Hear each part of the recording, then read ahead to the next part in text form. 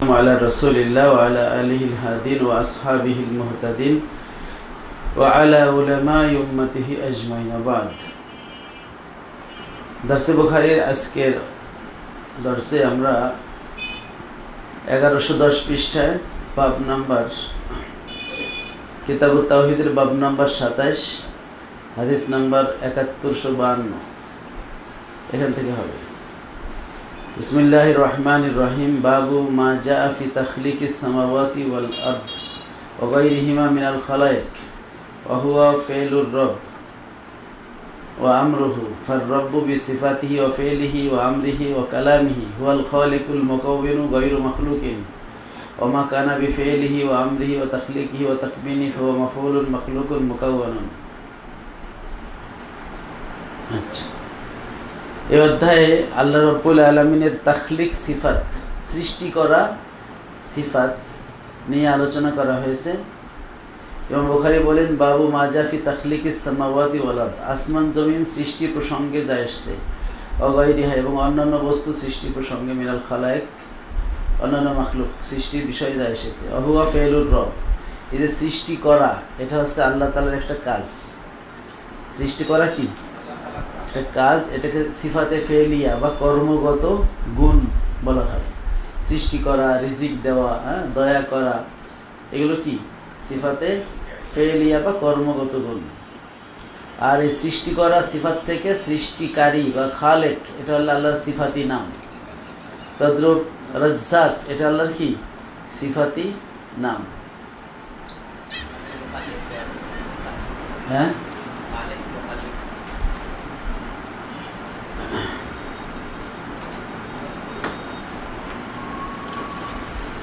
তো সৃষ্টি করা হচ্ছে আল্লাহ তাআলার একটা গুণ, আর খালেক এটা হচ্ছে কি সিফাতি নাম।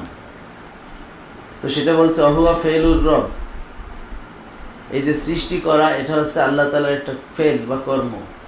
ও আমরুহু এবং আল্লাহর আদেশ, কারণ সব কিছু সৃষ্টি হয় আল্লাহ তাআলার আদেশে। যখনই কোনো কিছুকে আল্লাহ তাআলা আদেশ করতে ইচ্ছা করেন, তখনই সেই জিনিসটা আল্লাহর আদেশে হয়ে যায়।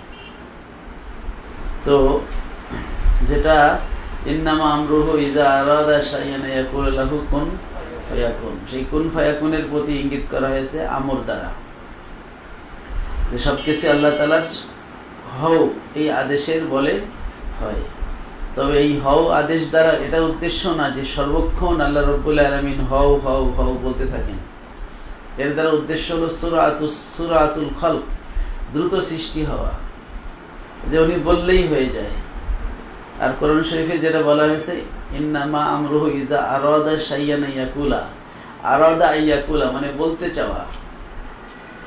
তো যখন তিনি বলতে চান, কুন কুন বলতে চান, ফায়াকুন এটা হয়ে যায়। তার মানে তিনি যখন কোনো কিছুকে হবেন হওয়ার ব্যাপারে আদেশ দিতে চান, তখনই সেটা কি তার আদেশে হয়ে যায়। তার আদেশ কি বলে, আদেশের ইচ্ছা করলেই হয়ে যায়, এরাদার দ্বারাই। তো আল্লাহ রাব্বুল আলামিন সৃষ্টি করেন তার এরাদা এবং তার আমরের দ্বারা। এ কারণে আল্লাহর আদেশেই সব কিছু হয় এবং আল্লাহর এরাদায় হয়। এরাদায় হয়, এই জন্যই সব সৃষ্টি নিয়ন্ত্রিত, সব একসাথে হয়ে যায় না। যখন যেটা হওয়ার আল্লাহ এরাদা করেন, তখনই সেটা হয়। তো এই সৃষ্টিটা হলো আল্লাহ তাআলার ফেল এবং আল্লাহ তাআলার আমর। ফার রব্বু বিসিফাতি ওয়া ফি'লিহি ওয়া আমরি ওয়া কালামিহি হুয়াল খালিক। ইমাম বুখারী বলতেছেন, আল্লাহ তাআলা তার জাত বিসিফাতি, তার সকল সিফাত সহকারে, সেই সিফাতটা হোক তার কুদরত, হোক তার এলেম বা অন্য যে কোনো গুণ, তার সকল সিফাত সহকারে, ওয়া ফেলি তার কর্ম সহকারে। কারণ সিফাতের মধ্যে সিফাতে জাতিয়া আছে, সিফাতে ফেলিয়া আছে। এখানে বিসিফাতিয়া ফি সিফাতি জাতিয়া, যেমন তার হচ্ছে কুদরত, তার এলেম, তার সামা বাসার, হায়াত, এরাদা, এই সকল সিফাত সহকারে, ওয়া ফি'লিহি তার কর্ম সহকারে, ওয়া আমরিহি এবং তার আদেশ, ওয়া কালামিহি এবং তার কালাম। তো যদিও কালামের মধ্যে আদেশ নিষেধ সবই শামিল আছে, তারপর আমরটাকে আলাদা করে বলা হয়েছে, কারণ সৃষ্টির সাথে আল্লাহর আদেশের বিষয়টা ওতপ্রোত জড়িত, কারণ তার আদেশেই সব সৃষ্টি হয়। তো এই আল্লাহ তাআলার কালাম, তার আদেশ, তার কর্ম, তারপরে হচ্ছে তার সিফাত, সব সহকারেই তিনি রব। হুয়াল খালিকু, এই সব সহকারেই তিনি হচ্ছে তিনি সৃষ্টিকর্তা। আল মুকাউবিনু, সব কিছুকে হওয়ানেওয়ালা। গায়রু মাখলুকিন, তিনি বা তার সিফাত কোনো কিছুই কি নয়, মাখলুক নয়। ওমা কানা বিফেলিহি ওয়া আমরিহি ওয়া তাখলিকিহি ওয়া তাকবিনিহি, আর যা কিছু হয় আল্লাহ তাআলার কর্মের দ্বারা এবং আল্লাহর আদেশের দ্বারা, আল্লাহর তাখলিক বা সৃজনের দ্বারা, আল্লাহর তাকবিন বা হওয়ানোর দ্বারা, ফাহুয়া মাফউলুন, সেগুলো হচ্ছে কি মাফউল। অমাখলুকুন ও মুকাওয়ানুন, সেগুলো হচ্ছে মাখলুক সৃজিত, এবং মুকাওয়ানুন, সেগুলোকে হওয়ানো হয়েছে। তাহলে এখানে তিনটা বিষয়। কয়টা বিষয়? যেমন আল্লাহর তাখলিক সিফাত, সৃষ্টি করা কি কথা বুঝতেছেন? বুঝলে সাড়া দিবেন, ঠিক আছে? মুরদাজ এই যে গোরেস্তানের মতো হবেন না। এখানে কয়টা বিষয়? তিনটা বিষয়। একটা হচ্ছে আল্লাহর সিফাত, একটা হচ্ছে আল্লাহর জাত, আর সিফাতটা যার উপরে পতিত হবে। সিফাতটা যার উপরে কি হবে?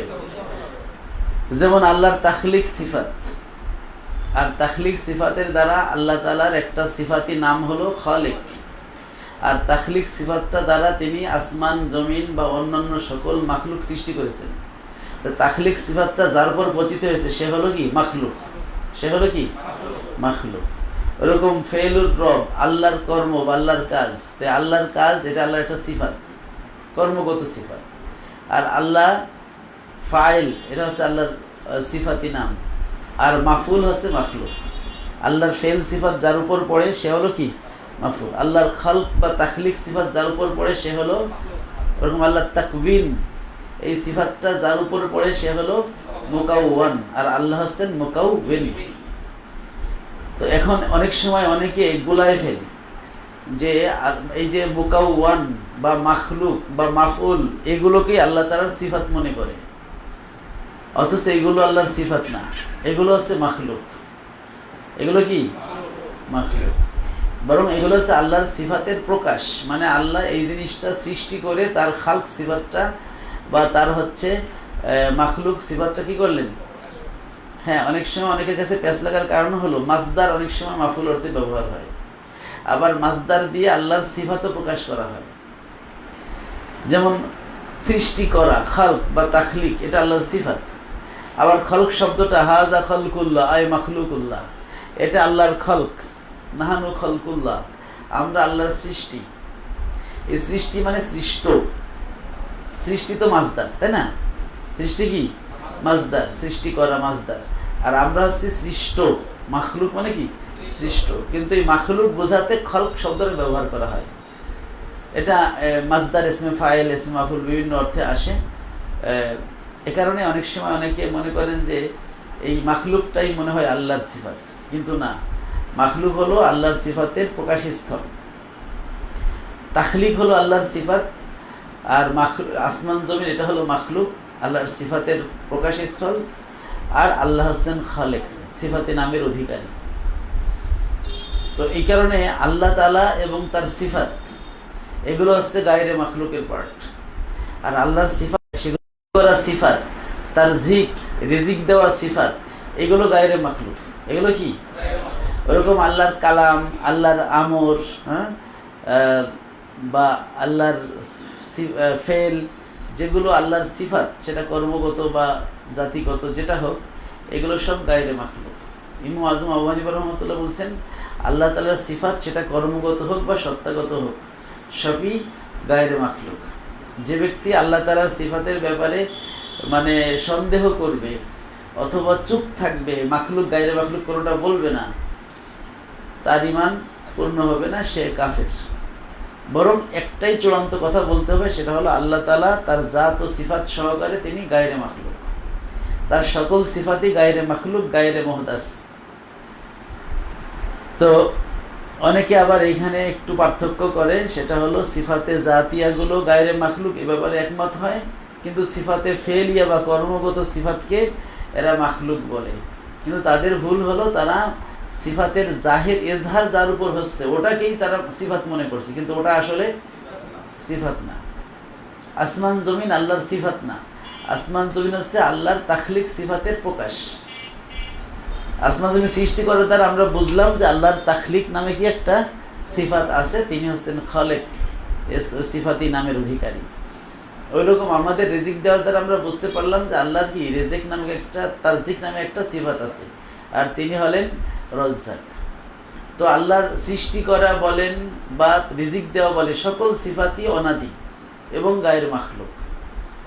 এমনটা নয় যেটা ইমাম তহাবি বলছেন যে লাইসা বাদা খালকিল খালকি ইস্তাফাদা ইসমাল খালেক, মাখলুক সৃষ্টির পরে তিনি খালেক সিফাতের অধিকারী হয়েছেন, এমনটা নয়, বরং ওলাহু মানাল খালেকিয়াতে ওলা মাখলুকা, যখন কোনো মাখলুক ছিল না তখনও আল্লাহ তাআলার খালেক সিফাত ছিল। হ্যাঁ, খালেক সিফাতটা তখন প্রকাশিত হয় নাই, আমাদের কাছে প্রকাশ পায় নাই, আমরা তখনই প্রকাশ পেয়েছে যখন হচ্ছে তিনি সৃষ্টি শুরু করছেন। কারণ সৃষ্টি তো একসময়টা প্রকাশ পেল, এটার মানে এটা না যে তখনই তিনি খালি অনাদি অনন্ত। যেমন মালিক ইয়াউমিদ্দিন, এই সিফাতটা আল্লাহ তাআলার আগের থেকেই আছে, এখনো আছে, কিন্তু এই সিফাতের প্রকাশ কি এখনো হয়েছে? কিয়ামতের দিন মালিক ইয়াউমিদ্দিনের বিচার দিবসের মালিক, এই সিফাতটা কিয়ামতের দিন প্রকাশ পাবে। কিন্তু এই সিফাতের ওই সিফাতের অধিকারী হওয়ার জন্য যে দক্ষতা যোগ্যতা প্রয়োজন, সেটা আল্লাহর আগের থেকে আছে। সুতরাং ওই সিফাতে আল্লাহ আগের থেকেই ভূষিত। এভাবেই আমরা বলি যে আল্লাহ তাআলার সিফাতটা কর্মগত হোক অথবা জাতিগত হোক, সবটাই কি গায়রে মাখলুক এবং সবটাই অনাদি অনন্ত।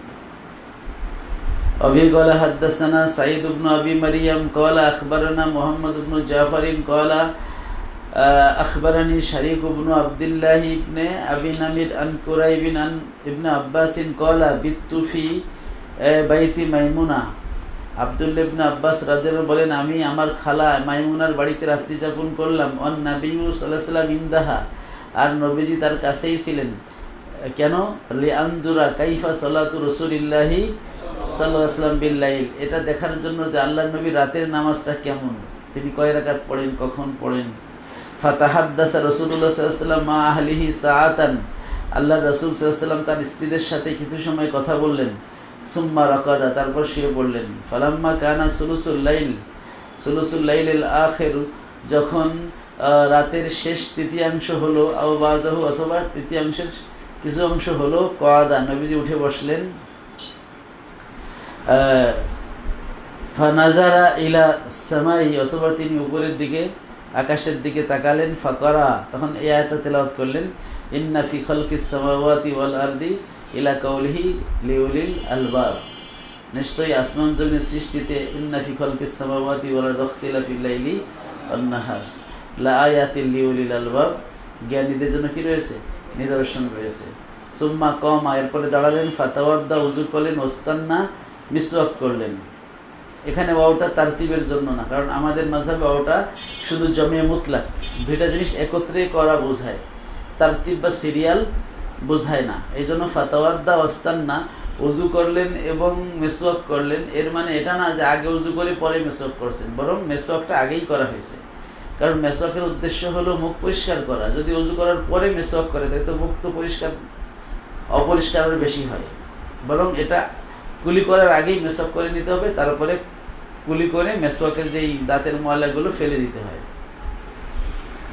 আচ্ছা, সুম্মা সাল্লা, তারপরে হচ্ছে কি তিনি নামাজ পড়লেন। এহেদা আশিরাতা রাকাতান, 11 রাকাত নামাজ। 11 রাকাতের 8 রাকাত হচ্ছে তাহাজ্জুদ, 3 রাকাত বিতর, আর 2 রাকাত হলো ফজরের সুন্নাত ছিল। সুম্মা আযানা বেলালুন বিস সালাত, তারপরে বেলাল নামাজের ঘোষণা দিল। ফাসাল্লা রাকাতাইনে, তারপরে তিনি হচ্ছেন 2 রাকাত নামাজ পড়লেন সুন্নাত। সুম্মা খরাজা, এরপরে বের হয়ে গেলেন। ফাসাল্লান লিন্নাসিস সুবহা, তিনি মানুষদেরকে নিয়ে কি করলেন? ফজরের নামাজ পড়লেন। আচ্ছা, তো এখানে ইন্না ফি খালকিস সামাওয়াতি ওয়াল আরদ, এই যে খালকির মধ্যে আল্লাহ তাআলার সিফাত, সৃষ্টি করা, এই কথাটা এখানে আছে। ফলে তরজমাতুল বাবের সাথে হাদিসের মিল আছে। এখানে আরেকটা কথা প্রসঙ্গত আনা দরকার, যে সুম্মাস্তাওয়া আলাল আরশ, অতঃপর আল্লাহ আরশে ইস্তেওয়া হলেন। ইমাম বাগাবী রহমতুল্লাহ তাফসিরে মাআলিমুত তানজিলে বলেছেন, আল ইস্তেওয়া সিফাতুর রব, এই ইস্তেওয়াটা আল্লাহ তাআলার একটা সিফাত। তো ইস্তেওয়া যদি আল্লাহ তাআলার সিফাত বলা হয়, আর আমরা যেহেতু বলি যে আল্লাহ তাআলার সকল সিফাতই অনাদি অনন্ত, অনাদি অনন্ত, যদি অনাদি সিফাত যদি অনাদি অনন্ত হয়, আর ইস্তেওয়ার শব্দের অর্থ যদি হয় আরশের উপরে ওঠা বা আরশে বসা, যেমনটা মুজাসসিমারা বলে থাকে, তাহলে আরশ তো অনাদি হওয়া লাগে, তাই না? অথচ আরশ তো সৃষ্ট, আর কোনো সৃষ্ট বস্তু অনাদি হইতে পারে না। তাহলে ইস্তেওয়া শব্দের এই অর্থ নেওয়া সম্ভব নয়। কারণ ইস্তেওয়া আল্লাহর সিফাত মানলে তাহলে কি সিফাতে ফেলিয়া মানেন আর সিফাতে জাতিয়া মানেন, সেটা তো অনাদি হবে। কিন্তু ইস্তেওয়া শব্দের অর্থ যদি ইস্তাওয়াল ধরেন, কর্তৃত্ব করা, তাহলে এটা খুবই সম্ভব। কারণ আরশ থাকুক আর না থাকুক, আল্লাহর কর্তৃত্ব অনাদি। হ্যাঁ, আরশ সৃষ্টি হওয়ার পরে আল্লাহর কর্তৃত্ব প্রকাশ পেল। যেমন আসমান জমিন সৃষ্টি করুক আর না করুক, আল্লাহর তাখলিক সিফাত অনাদি। আসমান সৃষ্টি করার পরে আল্লাহর সেই খালেকিয়াত সিফাতটা কি হইল? প্রকাশ পেল। ওইরকম যদি ইস্তাওয়া শব্দের অর্থ ইস্তাওলা গ্রহণ করেন, মানে ক্ষমতা গ্রহণ করা বা কর্তৃত্ব করা, তাহলে আল্লাহ তাআলার এই কর্তৃত্ব করার যে গুণ, এটা অনাদি গুণ হিসেবে ধরাই যায়। যে কর্তৃত্ব, সব কিছুর উপর আল্লাহর কর্তৃত্ব, এটা অনাদি গুণ। কিন্তু এই কর্তৃত্ব গুণটা প্রকাশ পেল কখন? যখন আল্লাহ আরশ সৃষ্টি করলেন এবং আরশের উপর কর্তৃত্বটা প্রকাশ করলেন। কিন্তু যদি এই ইস্তাওয়া শব্দের অর্থ তাদের মতো করে ইস্তাওয়া বা কি বলে জালাসা বা ইস্তাকাররা নেওয়া হয়, যে অবস্থান করা বা হচ্ছে বসা, সমাসীন হওয়া, তাহলে এই আরশ, এটা অন্যান্য সমস্যার কথা তো আমরা আগে বলেছি, যে এখানে আল্লাহ তাআলাকে দেহ বিশিষ্ট বলা, আল্লাহ তাআলার জন্য পরিবর্তন আবশ্যক হওয়া, আল্লাহ তাআলাকে সসীম বলা ইত্যাদি নানা মাহজুরাত এখানে চলে আসে। বিশেষ করে ইস্তাওয়াকে যদি সিফাত ধরা হয়, তাহলে আরশটাকেও গায়রে মাখলুক এবং অনাদি বলতে হয়, যেটা একটা অবাস্তব কথা। কারণ আরশ আল্লাহ তাআলার মাখলুক, যেটা আল্লাহ নিজে বলছেন, ওহুয়া রব্বুল আরশ, ওহুয়া রব্বুল আরশিল আজিম আরশিল কারিম, তিনি আছেন আরশে আজিমের রব। আর আল্লাহ যা কিছুর রব, তা কিছুই সৃষ্ট। কারণ আল্লাহ রব যিনি হন, তিনি তার মারবুবকে সৃষ্টি করে থাকেন। যেহেতু আরশের রব হচ্ছেন আল্লাহ, তাহলে আরশের সৃষ্টিকারীও কি? আল্লাহ। এবং আরশ আল্লাহ একটা মাখলুক, এটা আল্লাহ সৃষ্টি করেছেন। ফলে কোনো মাখলুকই অনাদি হইতে পারে না, সুতরাং আরশ অনাদি হইতে পারে না। এই কারণে আরশের ইস্তেওয়ার অর্থটা কি বলে, ওই বসা বা সমাসীন অর্থ গ্রহণ করার সুযোগ নেই। আচ্ছা, নতুন অধ্যায়, বাবুন কাউলুহু তাআলা ওয়ালাকাদ সাবাকাত কালিমাতুনা লিইবাদিনাল মুরসালিন। এই অধ্যায় হলো আল্লাহ তাআলার বাণী। ওয়ালাকাদ সাবাকাত কালিমাতুনা, আল্লাহ বলেন যে আমার বাণী অগ্রগামী হয়েছে, লিইবাদিনাল মুরসালিন, আমার প্রেরিত বান্দাদের বিষয়ে। আল্লাহ তাআলা বলেছেন যে আমার প্রেরিত বান্দা যারা, নবী রসুল যারা, তাদের বিষয়ে আমার বাণী অগ্রগামী হয়েছে, যে আমি তাদের কি করবো? সাহায্য করব। وفي قال حدثنا إسماعيل قال حدثني مالك عن أبي الزناد عن الأعرج عن أبي هريرة رضي الله عنه وعنهم أن رسول الله صلى الله عليه وسلم قال لما قضى الله الخلق, যখন আল্লাহ সৃষ্টি করা থেকে ফারেগ হলেন, সৃষ্টি করা শেষ করলেন, কাতাবা ইনদাহু ফাওকা আরশিহি, আল্লাহ তাআলা আরশের উপর, তার নিকটে আরশের উপর লিখে রাখলেন, ইন্না রাহমাতি সাবাকাত গদাবি, নিশ্চয়ই আল্লাহর রহমত, নিশ্চয়ই আমার রহমত আমার গজবের উপরে কি পাবে? মানে অগ্রগামী হবে, প্রাধান্য পাবে। অন্য বর্ণনা আছে গলাবাত, ইন্না রহমাতি গলাবাত গদাবি, যে আমার রহমত আমার গজবের উপরে প্রাধান্য পাবে। তো এটা, এই কথাটা আল্লাহ রাব্বুল আলামিন এই আসমান জমিন সৃষ্টির পরেই লিখে রাখছেন। সেটা হচ্ছে লাউহে মাহফুজে লিখে আল্লাহ সংরক্ষিত করে রাখছেন। এখানে আছে ফাওকা আরশিহি, তার আরশের উপরে, আরশের উপরে ডান পাশে যেই লাউহে মাহফুজ স্থাপন করেছেন, সেখানে সব তাকদীর লেখা আছে, সেখানে কোরআন শরীফও লেখা আছে, সেখানে এই কথাটাও আল্লাহ তাআলা কি করছেন, লিখে রাখছেন যে আমার রহমত সবসময় আমার গজবের উপরে কি হবে, অগ্রগামী হবে। অবিকলা হাদ্দাসানা, তাই এখানে যে ওয়ালাকাত সাবাকাত কালিমাতুনা, আল্লাহ তাআলা বলছেন যে আমার কালিমা বা আমার বাণী সাবেক হবে। তো এটাই হলো আল্লাহর বাণী যে রহমত তার গজবের উপরে প্রাধান্য পাবে, এই বাণীটাই আল্লাহ লিখে রাখছেন। অবিকলা হাদ্দাসানা আদামু কলা হাদ্দাসানা শোবাতু কলা হাদ্দাসানা আল-আমাশু কলা সামিতু যায়েদ ইবনে ওহাবিন قال سمعت عبد الله بن مسعود يقول حدثنا رسول الله صلى الله عليه وسلم وهو الصادق المصدوق। রাসূলুল্লাহ সাল্লাল্লাহু আলাইহি ওয়াসাল্লাম আমাদেরকে হাদিস বলেছেন আর তিনি হচ্ছেন সত্যবাদী এবং সত্যায়িত।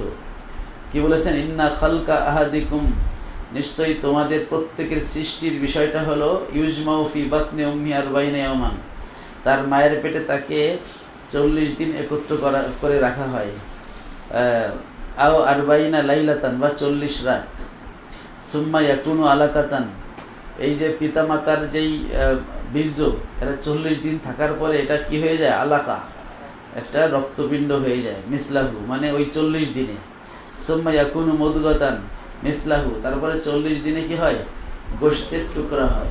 এভাবে 3টা 40 বা 4 মাস যখন অতিবাহিত হয়, সুম্মা ইয়াবাসুল্লাহু ইলাইহি আল মালাকা, তারপরে আল্লাহ রাব্বুল আলামিন ওই দেহের কাছে 4 মাস চলে যাওয়ার পরে, 3টা 40 যাওয়ার পরে কি করে, একজন ফেরেশতা পাঠান, ফায়ুজানু বি আরবাই কালিমাতিন, তাকে অনুমোদন দেয়া হয় 4টা বাণী লিখে রাখার জন্য।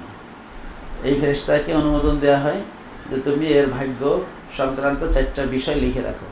ফায়াকতুবু রিজকাহু, তখন এই ফেরেশতা আল্লাহর অনুমতিতে ওই বান্দার রিজিক লিখে, যে ওই বান্দা কি খাবে, এই সে যে কয় বছর বাঁচবে, ও আজালাহু এবং ও আমালাহু, এবং তার আমল কি হবে, ভালো কাজ কি করবে, মন্দ কাজ সব লিখে রাখেন।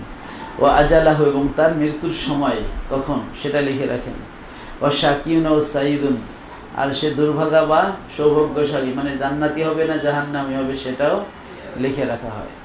সুম্মা ইউনফাকু ফিহির রূহ, তারপরে তার মধ্যে কি হয়, রূহ ফুঁকে দেওয়া হয়। ফাইন্না আহাদাকুম লা ইয়ামালু বিআমালি আহলিল জান্নাহ, তোমাদের প্রত্যেকে সে জান্নাতবাসীর আমল করে, লা ইয়াকুনু বাইনাহা ওয়া বাইনাহু ইল্লা জিরাউন, আর তার মাঝে আর তার সেই জান্নাতের মাঝে বাকি থাকে না একটা গজ মাত্র, অর্থাৎ কবরে যাওয়া। ফায়াসবিকু আলাইহিল কিতাবু, তার উপরে কি হয়, সেই তার যে লিখে রাখা কিতাব, যেটা মায়ের পেটে লিখে রাখা হয়েছিল সেটা অগ্রগামী হয়ে যায়। ফাইয়া আমালু আমালা আহলিন নার, অথবা সে মৃত্যুর আগে জাহান্নামীদের মতো আমল করে। ফায়াদখুলুল নার, অথবা সে সর্বশেষ আমল যেটা হয় ওইটা অনুযায়ী তো ফয়সালা, জাহান্নামে প্রবেশ করে। ওয়াইন্না আহাদাকুম, আবার তোমাদের কতকে লা ইয়ামালু বিআমালি আহলিন নার, সে দোজখবাসীর আমলের মতো আমল করে। হাত্তা মা ইয়াকুনু বাইনাহু ওয়া বাইনাহা ইল্লা জিরাউন, এমনকি তার মাঝে আর ওই জাহান্নামের মাঝে বাকি থাকে না 1 গজ ব্যতীত, মানে মৃত্যু কবর ব্যতীত। ফায়াসবিকু আলাইহিল কিতাব, তার উপরে সেই আল্লাহর লিখিত কিতাব গালেব হয়ে যায়। ফায়ামালু আমাল আহলিল জান্নাহ, শেষকালে সে জান্নাতের আমল করে। ফায়াদখুলুহা, অথবা কোথায় যায়, জান্নাতে প্রবেশ করে। তো এই যে তাকদীর লেখা, তো তাকদীরের প্রথম ধাপ তো লেখা হয়েছে, হাদিসে আছে ইন্নাল্লাহা কাতাবা মাকাদিরাল খালায়েকে ক্বাবলা ইয়াখলুকাস সামাওয়াতি ওয়াল আরদ বি50 আলফা সানা, আসমান জমিন সৃষ্টিরও 50,000 বছর আগে আল্লাহ তাআলা কি করেছেন, তাকদীর লিখেছেন। আসমান জমিন সৃষ্টির আগেই তাকদীর লিখেছেন। তো যদি তার আগেই তাকদীর লিখে, তাহলে পরে আবার মায়ের পেটে কি লেখার দরকার, সেটা হলো ওটা হচ্ছে সামগ্রিক তাকদীর, ওখান থেকে ইন্ডিভিজুয়াল তার তাকদীরটা আলাদা লিখে রাখা হয়। হ্যাঁ, তার জীবনের তাকদীর। বলবেন তাহলে লাইলাতুল কদরে বা লাইলাতুল বারাতে যেটার কথা আমরা শুনি সেটা কি করা হয়, সেটা হলো বার্ষিক তাকদীর। সেটা হলো কি, বার্ষিক, যে ওই তার যে 80 বছরের তাকদীর ওখান থেকে ইন্ডিভিজুয়াল করে তার মায়ের পেটে লিখে দেওয়া হয়েছে, ওটার আবার বার্ষিক বাজেট যেটা আছে সেটা হলো ফেরেশতাদেরকে বাস্তবায়নের জন্য দেওয়া হয়, যে এই বছরে এর এই তাকদীরটা ঘটবে, এই ফয়সালাগুলো তার ঘটবে, ফেরেশতাদেরকে সেগুলো করার জন্য দেওয়া হয়। আর আরেকটা আছে দৈনিক তাকদীর, যে এক বছর এটা ঘটবে আর আজকে এটা ঘটবে বা এখন এটা ঘটবে, তখন সেইটা ঘটানোর জন্য ফেরেশতাদেরকে ওই কাজের জন্য সহযোগিতা করার জন্য দেয়া হয়। কারণ মানুষ কোনো কাজ একাই করতে পারে না, ঠিক আছে? এটা আল্লাহর কি লাগে, সৃজন লাগে। মানুষ চেষ্টা করতে পারে, অর্জন করতে পারে। তো এখন এই যে তার রিজিক লেখা হয়, তার আমল লেখা হয়, আজাল লেখা হয়, শাকি এবং সাইদ। অন্য বর্ণনা আছে যে আজাকারুন আমনসা, ফেরেশতা আল্লাহকে জিজ্ঞেস করে যে আল্লাহ কি পুরুষ হবে নাকি মুয়াক্কাল, একে বলে মালাকে মুয়াক্কাল, দায়িত্বশীল ফেরেশতা। তার কাজ হলো এই সন্তানটাকে দেখাশোনা করা মায়ের পেটে, এবং এই সন্তানটা কে সে পর্যবেক্ষণে রাখে, এবং আল্লাহর আদেশে 4 মাসে যখন রুহ দেয় তার আগেই হচ্ছে সে পুরুষ না মহিলা সের জেন্ডার নির্ণয় করা হয়, এবং তাকে কি হয়, রুহ দেয়া হয় এবং এই জিনিসগুলো লিখে দেওয়া হয়। এবং সে কি আমল করবে এটাতে লিখে দেওয়া হয়। এখন বলবেন তাহলে আমার মায়ের পেটে থাকতেই তো আমি কি আমল করবো লিখে দেওয়া হয়েছে, তাহলে আমার দোষ কি? তার উত্তর হলো যে না, আল্লাহ রাব্বুল আলামিন অগ্রিম জানেন। কোরআনে বলছেন ইয়ালামু মা বাইনা আইদিহিম ওয়া মা খালফাহুম, যে তিনি আল্লাহ তাআলা তোমাদের সামনের এবং পিছনের সব কিছুই জানেন, মানে তোমাদের অতীত ভবিষ্যৎ সবই জানেন। তা আল্লাহ তাআলা আমাদের ভবিষ্যৎ জানেন, এর মানে হলো আমাদেরকে সৃষ্টি করার আগেই জানেন যে আমরা সৃষ্টি হওয়ার পরে আমরা কি কি কখন করব, এটা আল্লাহ আগের থেকেই জানেন। তো সেই হিসেবে তো আল্লাহ জানেন যে সৃষ্টি হওয়ার পরে এই লোকটা ভালো কাজ করবে কয়টা, খারাপ কাজ করবে কয়টা, এটা জানেন কি না? তো সেটা যদি জানেন তাহলে সেই হিসেবে ভালো মন্দ যোগ বিয়োগ করে ক্যালকুলেশন করে শেষ পর্যন্ত সে কি জান্নাতি হবে না জাহান্নামী হবে সেটাও তো আল্লাহ জানেন। ফলে তাকে যদি আল্লাহ অগ্রিম লিখে রাখেন সে জান্নাতি বা জাহান্নামী, এটা তো আল্লাহর জ্ঞানের বহিঃপ্রকাশ, তাই না? এটা জুলুমের কিছু নাই। কারণ তাকদিরে যা কিছু লেখা সেগুলো হচ্ছে খবর আকারে লেখা, এগুলো আমর আকারে লেখা না। মানে এভাবে লেখা নয় যে এই বান্দা তুমি এটা করো, তুমি এটা করো না, বরং এভাবে লেখা যে রহিম এটা করবে, করিম এটা করবে না। আর এটা লিখছেন আল্লাহ তার এলেম মোতাবেক। কি মোতাবেক? মূলত তাকদির হলো আল্লাহ তাআলার আলিম যে সিফাত আছে, এলেম যে সিফাত আছে, সেই এলেম সিফাতের একটা বহিঃপ্রকাশ। আল্লাহ যে সব কিছু আগে জানেন সেটাই আল্লাহ আগে লিখে রাখছেন। যেহেতু আল্লাহর জানতে কোনো ভুল হয় নাই, বান্দার ভবিষ্যৎ জানতে আল্লাহর কোনো কি নাই, ভুল নাই, এই জন্য যেটা লিখে রাখছেন ওটাতেও ভুল হয় না। এই জন্য যেভাবে লেখা আছে আলটিমেটলি ফাইনালি ওইভাবেই ঘটবে। যতই ছল বাহানা করুক মানুষ, চেষ্টা প্রচেষ্টা করে শেষ পর্যন্ত তার তাকদীরের কাছেই পৌঁছে যায়। কিন্তু আমরা আগে জানি না যে আমার তাকদীরে কি আছে, আমরা ঘটার পরে বলতে পারি এটাই তাকদীরে ছিল। আর আল্লাহ তাআলা সে আমাদের সৃষ্টি করার আগে, আসমান জমির সৃষ্টির আগেই আল্লাহ লিখে রাখছেন। সুবহানাল্লাহ, তিনি কত কিছু জানেন। তাকদীরের কোনো প্রকার নাই, তাকদীর একটাই, তাকদীরে মুবরাম, এবং তাকদীর কখনো পরিবর্তন হয় না। কারণ তাকদীরে পরিবর্তন হওয়া মানে কি? আল্লাহ তাআলার এলেমে পরিবর্তন হওয়া। যেহেতু তাকদীর হলো আল্লাহ তাআলা যে মাখলুক সম্পর্কে আগের থেকে জানেন তার একটা লিখিত রূপ, তাই না? মাখলুক সম্পর্কে আল্লাহ তার এলেম সিফাতের বদৌলতে বা এলেম সিফাতের দ্বারা আল্লাহ আগেই জানেন যে এই মাখলুক সৃষ্টি করার পরে কি কি করবে, সেই জিনিসটা আল্লাহ লিখে রাখছেন যে এ সৃষ্টির পরে এই নামাজ পড়বে, রোজা রাখবে। আল্লাহ আগে জানেন। এই জানা তো আল্লাহর সিফাতের প্রকাশ, সিফাতের প্রকাশ। এখন যেগুলো হচ্ছে ইত্তেরারি বিষয়, আল্লাহর অন্য মাখলুকাত, সেক্ষেত্রে আল্লাহ যেটা নির্ধারণ করেছেন ওটাই হয়, কারণ তাদের কোনো ইচ্ছা নাই। কিন্তু মানুষের ক্ষেত্রে আল্লাহ কোনো কিছু নির্ধারণ করে চাপাই দেন নাই, কারণ মানুষ এবং জিনকে আল্লাহ স্বাধীনতা দিয়েছেন। তাদের সামনে আলহামাহা ফুজুরাহা ওয়া তাকওয়াহা, তাদের মধ্যে ভালো মন্দ তাদেরকে শিখাই দিয়েছেন, ভালো মন্দ সামনে দিয়েছেন। সে যেটা করবে এটা তার এখতিয়ার, তার সুযোগ আছে। কিন্তু বান্দা তার স্বাধীনতা পেয়ে তার সেই শক্তিটাকে সে কি ভালো কাজে ব্যবহার করবে না খারাপ কাজে ব্যবহার করবে, সে কি তার স্বাধীনতা পেয়ে ভালোটা করবে না খারাপটা করবে, সেইটা আল্লাহ আগের থেকেই জানেন। এবং জানার আলোকেই তিনি লিখে রাখছেন যে ওই খারাপটাই করবে, সর্বশেষ কি করবে, সে খারাপটাই করবে বা ভালোটাই করবে, এবং সে এই রেজাল্ট হবে। এখন যদি দেখা যায় তাকদীর, সেই অনুযায়ী তো আল্লাহ তাকদীরে লিখে রাখছেন। এখন দেখা গেল যে তাকদীরে লেখা আছে রহিম ভালো করবে, এখন বাস্তবে যদি রহিম খারাপ করে তার মানে কি আল্লাহর জানতে ভুল হয়েছিল এই জন্য লিখতে ভুল হয়েছে, এটা কি সম্ভব? যেহেতু আল্লাহর জানতেও ভুল হয় না, ফলে লিখতেও ভুল হয় নাই, তাহলে বাস্তবায়নও ভুল হবে না। এই জন্য তাকদিরে যেভাবে লেখা ওভাবেই ঘটবে। তাহলে কি তাকদিরের পরিবর্তন হইল? তাকদিরের পরিবর্তন। এই জন্য ইমাম তাহাবী রহমতুল্লাহ আলাইহি তিনি তার আল আকিদাতুত তাহাবিয়ার মধ্যে উল্লেখ করেছেন, তাকদিরের একটাই প্রকার মুবরাম, তাকদির কখনো কি হয় না? পরিবর্তন হয় না। এখন প্রশ্ন করবেন, হুজুর তাহলে হাদিসে যে আছে তাকদিরুল লা ইয়ারুদ্দু ইল্লা বিদুয়া, দোয়া ছাড়া তাকদির পরিবর্তন হয় না, দোয়ার মাধ্যমে পরিবর্তন হয়, পিতামাতার খেদমত করলে মানুষের হায়াত বৃদ্ধি পায়, তাহলে এইগুলো দ্বারা কি উদ্দেশ্য? এই যে মানে একটু এশকাল চলে আসলো, এশকাল থেকে বাঁচার জন্য উলামায়ে কেরাম তাকদিরে মুআল্লাকের একটা ব্যাখ্যা দাঁড় করছে। কিসের? যে ওই ব্যক্তি যদি দোয়া করে তাহলে তার হায়াত হবে হলো 60, আর না করলে হবে 40, বা ওই ব্যক্তি পিতামাতার খেদমত করলে তার হায়াত হবে 60, না করলে হবে 40। তাহলে তার তাকদিরে মুআল্লাক মানে ঝুলন্ত তাকদিরে লেখা আছে 60, কিন্তু সে আল্লাহ জানেন সে দোয়া করবে না, ফলে তার ফাইনাল তাকদিরে লেখা আছে 40, এবং ওই ফাইনালটা কোনো চেঞ্জ হবে না। এবং সে দোয়া লেখা আছে দোয়া করলে এটা, দোয়া না করলে, কিন্তু সে কি দোয়া করবে নাকি করবে না সেটা কি আল্লাহ জানে না?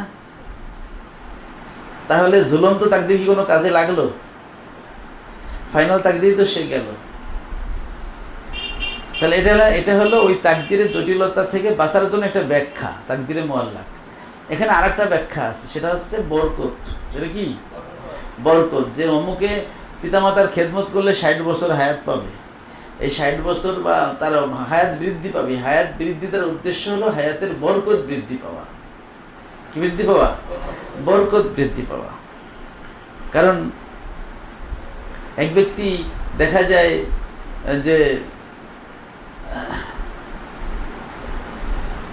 সে হচ্ছে 60 বছর বেঁচে যে কাজ করতে পারছে, যেই আরাম আয়েশ করতে পারছে, একজনের 40 বছরে তার চেয়ে অনেক বেশি করে ফেলছে, তাই না? তাইলে দেখা যায় যে আমরা কুড়ে ঘরে থাকছি, এখন আমরা 15 বছর 16 বছর কামাই রোজগার করে একটা বিল্ডিং করছি, আর আমার ছেলে তো জন্ম থেকে বিল্ডিংয়ে থাকে, তাই না? এই তো এখন এইগুলো হচ্ছে মানুষ আলটিমেটলি কি করবে এটা আল্লাহর থেকেই জানেন। সুতরাং ঝুলন্ত তাকদির বলে আসলে কিছু নাই। যদি কিছু থেকেও থাকে, যদি ঝুলন্ত তাকদির বলে মুআল্লাক বলে কিছু থেকেও থাকে, তারপরে ঝুলন্তর মধ্যে সে ফাইনাল কোনটা করবে সেটাও তো আল্লাহ জানেন। ফলে তাকদিরে মুবরামের মধ্যে কোনো চেঞ্জ হয় না, এবং ওটাই হলো আসল তাকদির। কারণ দোদুল্য মানতা থাকা এটা তো জ্ঞানের একটা ডিসক্রেডিট, তাই না?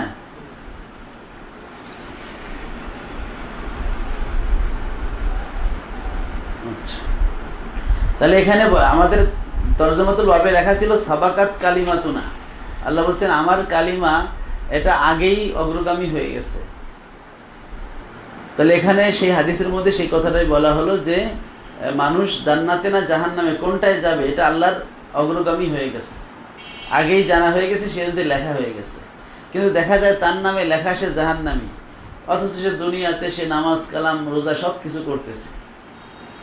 কিন্তু তার নামে যদি সত্যি জাহান্নামী লেখা থাকে, তাহলে মৃত্যুর আগে সে জাহান্নামের কাজই করবে, এবং করে তার আগের সব আমল বরবাদ করে তারপরে সে জাহান্নামের পথেই যাবে। আবার যদি জান্নাতি লেখা থাকে, তাহলে সে আবার মৃত্যুর আগে সেই তাওবাতিল্লাহ করে সে কি সঠিক ভালো হয়ে সে জান্নাতের কাজ করবে এবং ওই অবস্থায় মারা যাবে। এই জন্য অন্য হাদিসে বলা হয়েছে ইন্নামাল আমালু বিল খাওয়াতিম, নিশ্চয়ই সকল আমল মানে আমল গ্রহণযোগ্য আমল হলো সর্বশেষ আমল। এই জন্য আমাদের সবার উচিত সর্বশেষ আমল, নিজের আমলটাকে সর্বশেষ আমল মানে ধরে সবসময় ভালো কাজের প্রতি মনোনিবেশ করা। আল্লাহ কবুল করুক, আমিন। أبي قال حدثنا خلد بن يحيى قال حدثنا عمرو بن زر قال سمعت أبي يحدث عن سعيد بن زبير عن ابن عباس أن النبي صلى الله عليه وسلم قال يا جبرائيل, আল্লাহ নবী সাল্লাল্লাহু আলাইহি ওয়াসাল্লাম বললেন, হে জিবরাইল, মা ইয়ামনাউকা আন তাজুরানা, তোমাকে কিসে নিষেধ করে আমাদের সাথে জিয়ারত করতে, আমাদের কাছে আসতে? আকসারা মিম্মা তাজুরুনা, তুমি আমাদের কাছে যে জিয়ারত করতে আসো, আমাদের সাথে দেখা করতে আসো, এর চেয়ে বেশি আসতে কে বাধা দেয়? ফানাজালাত, তখন এই আয়াতটা নাজিল হলো, ওমা নাতানাজ্জালু ইল্লা বিআমরি রব্বিকা, আমরা অবতীর্ণ হতে পারি না আপনার প্রভুর আদেশ ছাড়া। মানে ফেরেশতারা যে নবীর কাছে আসে বা পৃথিবীতে আসে, এটা আল্লাহর হুকুমে আসে, আল্লাহর হুকুম ছাড়া তাদের এখানে আসার কোনো সুযোগ নেই। লাহু মা বাইনা আইদিনা ওয়া খালফানা, আমাদের সামনে এবং আমাদের পিছনে যা কিছু আছে সবই আল্লাহর নির্দেশে। আমা বাইনা জালিক, এবং এর মধ্যবর্তী মানে দুনিয়া আখেরাত এবং মধ্যবর্তী বরজাক, এই সব কিছু আল্লাহর নিয়ন্ত্রণে। আমা কানা রব্বুকা নাসিয়া, আর আপনার রব কোনো কিছুই ভুলে যান না।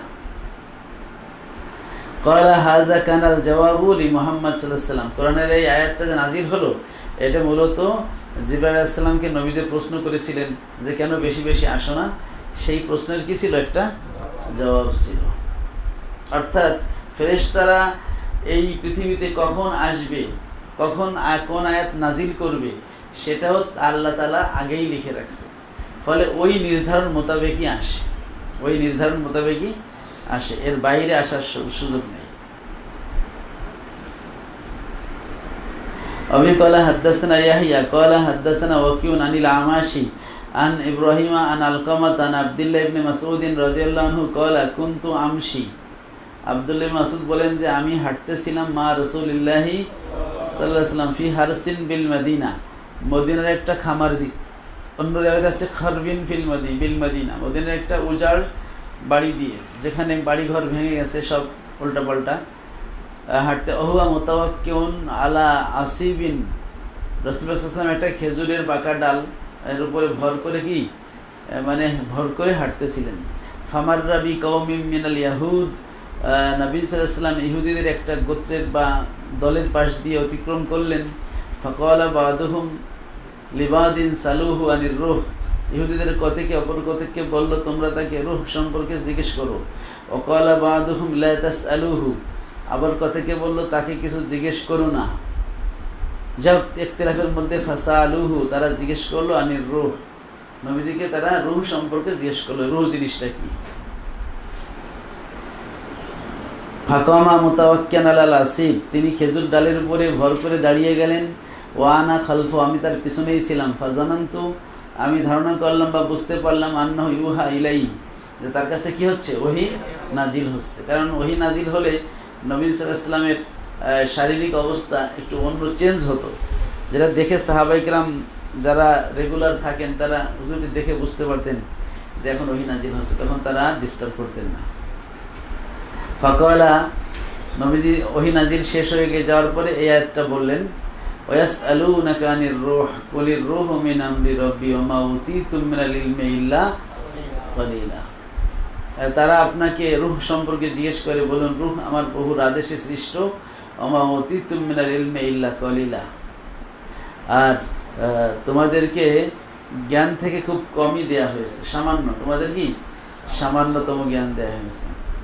ফাকালা বাদুহুম লিবাদিন কদ কুলনা লাকুম লা তাসআলুহু, তখন একে অপরকে বলেছিলাম না যে তাকে জিজ্ঞেস করো না। কারণ ওহির হাকিকত মানে রুহের হাকিকতটা কি, এটা আল্লাহ তাআলা ছাড়া কেউ জানে না। এজন্য ওমা উতীতু মিনাল ইলমি ইল্লা কলিলা বলা হয়েছে। আর তাওরাতে ওই কথাই বলা আছে যে রূহ সম্পর্কে জিজ্ঞেস করলে তিনি কিছু বলবেন না। তো এজন্য যদি কিছু বলতেন তাহলে তারা ধরতো যে আপনি তাহলে নবী না, আপনি কিভাবে এগুলো বললেন, কারণ আমাদের কিতাবে লেখা আছে আপনি এই উত্তরটা দিতে পারবেন না। এটা আল্লাহ তাআলার রাজ, আল্লাহ তাআলার একটা গোপন ভেদ, এই রূহ হাকিকত। যদিও রূহ সম্পর্কে উলামায়ে কেরাম বিভিন্ন কথা বলেছেন যে রূহ হচ্ছে আমাদের প্রাণ, হ্যাঁ আমাদের প্রাণ, এটা বাতাসের মতো, এর একটা শরীর আছে, অবয়ব আছে, কিন্তু সেই অবয়বটা আমাদের অবয়বের মতোই। ফেরেশতাদের যেমন নূরানি একটা অবয়ব আছে, রূহের একটা নূরানি অবয়ব আছে, কিন্তু সেটা এত সূক্ষ্ম যে দেহের অভ্যন্তরণে সরাসরি ফিট হয়ে যেতে পারে, আবার দেহের অভ্যন্তর থেকে বের হয়ে যায়। তো যখন মানুষ ঘুমিয়ে যায় তখন এই রূহটা কি হয়ে যায়? বের হয়ে যায়, তার নিঃশ্বাস দিয়ে বের হয়ে যায়। আবার যখন সে জাগ্রত হয় রুহুটা আবার ফিরে আসে, দেহের মধ্যে সেট হয়ে যায়। এবং মৃত্যুর সময় ওই রুহুটাকে পিটাই পিটাই পায়ের থেকে ফেরেশতারা বের করতে করতে করতে একেবারে হাত্তা ইজা বালাগাতিত তারাকিয়া, একেবারে সেই বুকের কাছে চলে আসবে, তারপরে নাক দিয়ে ফেরেশতারা রুহুটা নিয়ে যাবে। এবং রুহুটা ভিতরে আছে মানে বা থাকা না থাকা, এটা আমাদের এই যে বাইরের যেই বডিটা, কেসিংটা, হার্ডওয়্যার যেটা, এটার সুস্থ থাকা না থাকার উপর নির্ভর করে। যেমন একটা মোবাইলের সফটওয়্যারটা, এটা ভালো আছে কিন্তু কাজ করা না করাটা নির্ভর করে হার্ডওয়্যারের উপর। হার্ডওয়্যার যদি ড্যামেজ হয়ে যায় তখন সফটওয়্যার থাকলেও কাজ করতে পারে না। ঠিক আছে, হার্ডওয়্যারটা ভালো রাখতে হয়। أبي قال حدثنا إسماعيل قال حدثني مالك عن أبي الزناد عن الأعرج عن أبي هريرة أن رسول الله صلى الله عليه وسلم قال تكفل الله لمن جاهد في سبيله। দায়িত্ব গ্রহণ করেছেন আল্লাহ তাআলা ওই ব্যক্তির যে তার রাস্তায় জিহাদ করে। লা ইউখরিজুহু ইল্লাল জিহাদু ফি সাবিলি, তাকে এই আল্লাহর রাস্তায় বের করেনি ইল্লাল জিহাদু ফি সাবিলিহি, আল্লাহর রাস্তায় জিহাদের নিয়ত ছাড়া অন্য কোনো নিয়ত তাকে বের করেনি। ও তাসদিকু কালিমাতিহি, এবং আল্লাহর বাণীর প্রতি তার তাসদিক বা সত্যায়ন, বিশ্বাস ছাড়া অন্য কিছু বের করেনি। মানে আল্লাহর প্রতি বিশ্বাসের কারণে, জিহাদের প্রতি খালেস নিয়তের কারণে সে জিহাদে বের হয়েছে। এমন যে ব্যক্তির হয় তার দায়িত্ব কে নিয়েছেন? আল্লাহ। কি দায়িত্ব নিয়েছেন? বিআন ইউদখিলাহুল জান্নাহ, এক নম্বর দায়িত্ব হলো যে আল্লাহ তাকে প্রবেশ করাবেন জান্নাতে। আও অথবা ইয়ারজিউহু ইলা মাসকানিহি, অথবা তাকে ফিরিয়ে আনবেন তার বাড়িতে, আল্লাজি খরাজা মিনহু, যেখান থেকে সে বের হয়েছিল, মা সাথে মা নালা মিনাজিনা ও গানিমাত, সে যে সওয়াব অথবা গনিমত পাবে সেটা সহকারে তাকে বাড়িতে ফেরত দিবেন।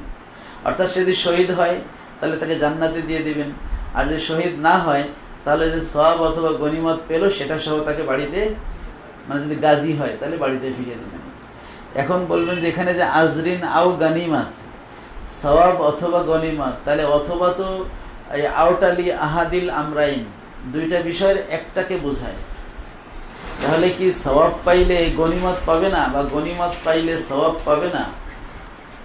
তার উত্তর হলো যে গনিমত অনেক সময় দেখা যায় যে গনিমত পায় নাই কিন্তু জিহাদ সওয়াব পাইছে, এমন হতে পারে না? যে শত্রু বাহিনী পালাই গেছে কিন্তু কিছু ফেলাই যায় নাই, তাহলে সেটা শুধু সওয়াব পাইল, গনিমত নাও পাইতে পারে। অথবা তার যদি নিয়ত খারাপ থাকে, কি থাকে, তাহলে গনিমত পাইবে কিন্তু সওয়াব পাইল না। তাহলে আওত লিয়াহাদির আমরা ঠিক আছে।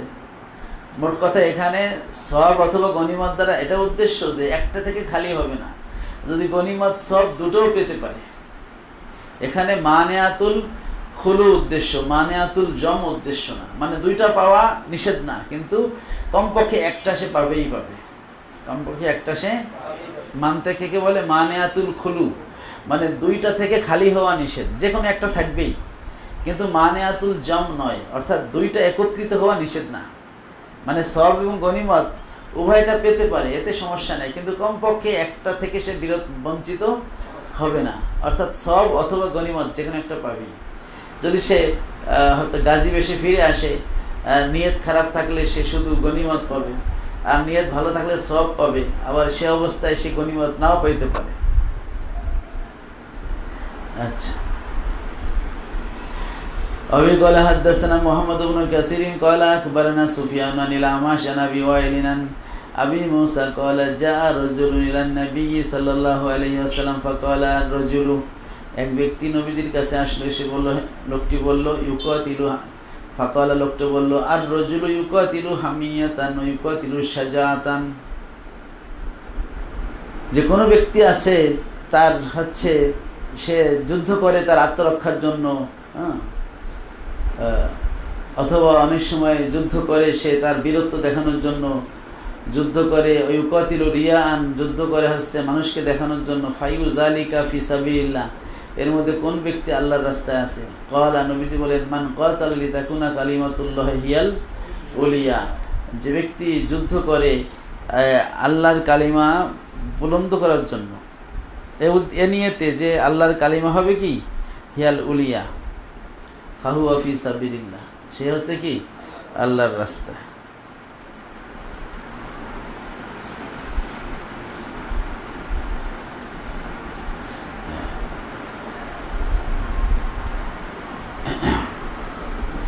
হামিয়াতুন এর শব্দের অর্থ হচ্ছে মহাফাজাতুন, মানে নিজের আত্মরক্ষা, নিজের তেজ, হ্যাঁ, নিজের যেই মানে শক্তিমত্তা এই প্রদর্শন করার জন্য সে অনেক সময় যুদ্ধ করে। কিন্তু যদি আল্লাহর দিনকে বিজয়ী করার জন্য যুদ্ধ করে, সেই একমাত্র কি ফি সাবিলিল্লাহ বা আল্লাহর রাস্তায় আছে, এবং সেই হচ্ছে সেই প্রকৃত সওয়াবগুলো সে পাবে। বাব শেষ হল, নতুন বাব, বাবু কাউলিল্লাহি তাআলা ইন্নামা আমরুনা লিশাইইন আলায়া। এ হদ্দা আল্লাহ তাআলার বাণী, নিশ্চয়ই আল্লাহ আমার আদেশ কোনো কিছুর প্রতি। ইন্নামা আমরুনা লিশাইইন ইজা আরাদনাহু, আল্লাহ বলছে কোনো কিছুর প্রতি আমি যখন এরাদা করি তখন আমার আদেশ হয় আন্না কুলালাহু কুন ফায়াকুন, যে তাকে আমরা বলবো হও, অতঃপর সেটা কি হয়ে যায়। তো আল্লাহ তাআলা যখনই কোনো কিছু সৃষ্টি করেন তখন সেটাকে তিনি হওয়ার জন্য যে নির্দেশ দেন, সাথে সাথেই নির্দেশ এর ইচ্ছা করলেই সেটা সৃষ্টি হয়ে যায়। অবি ক্বালা হাদ্দাসানা শিহাব ইবনে আব্বাদিন ক্বালা হাদ্দাসানা ইব্রাহিম ইবনে হুমাইদিন আন ইসমাঈলা আন কায়সিন আনিল মুগীরা ইবনে শুবাতা ক্বালা সামিতুন নাবিয়্যা সাল্লাল্লাহু আলাইহি ওয়াসাল্লাম ইয়াকুলু লা ইয়াজালু মিন উম্মতি কওমুন যাহিরিনা আলান নাস, লা ইয়াজালু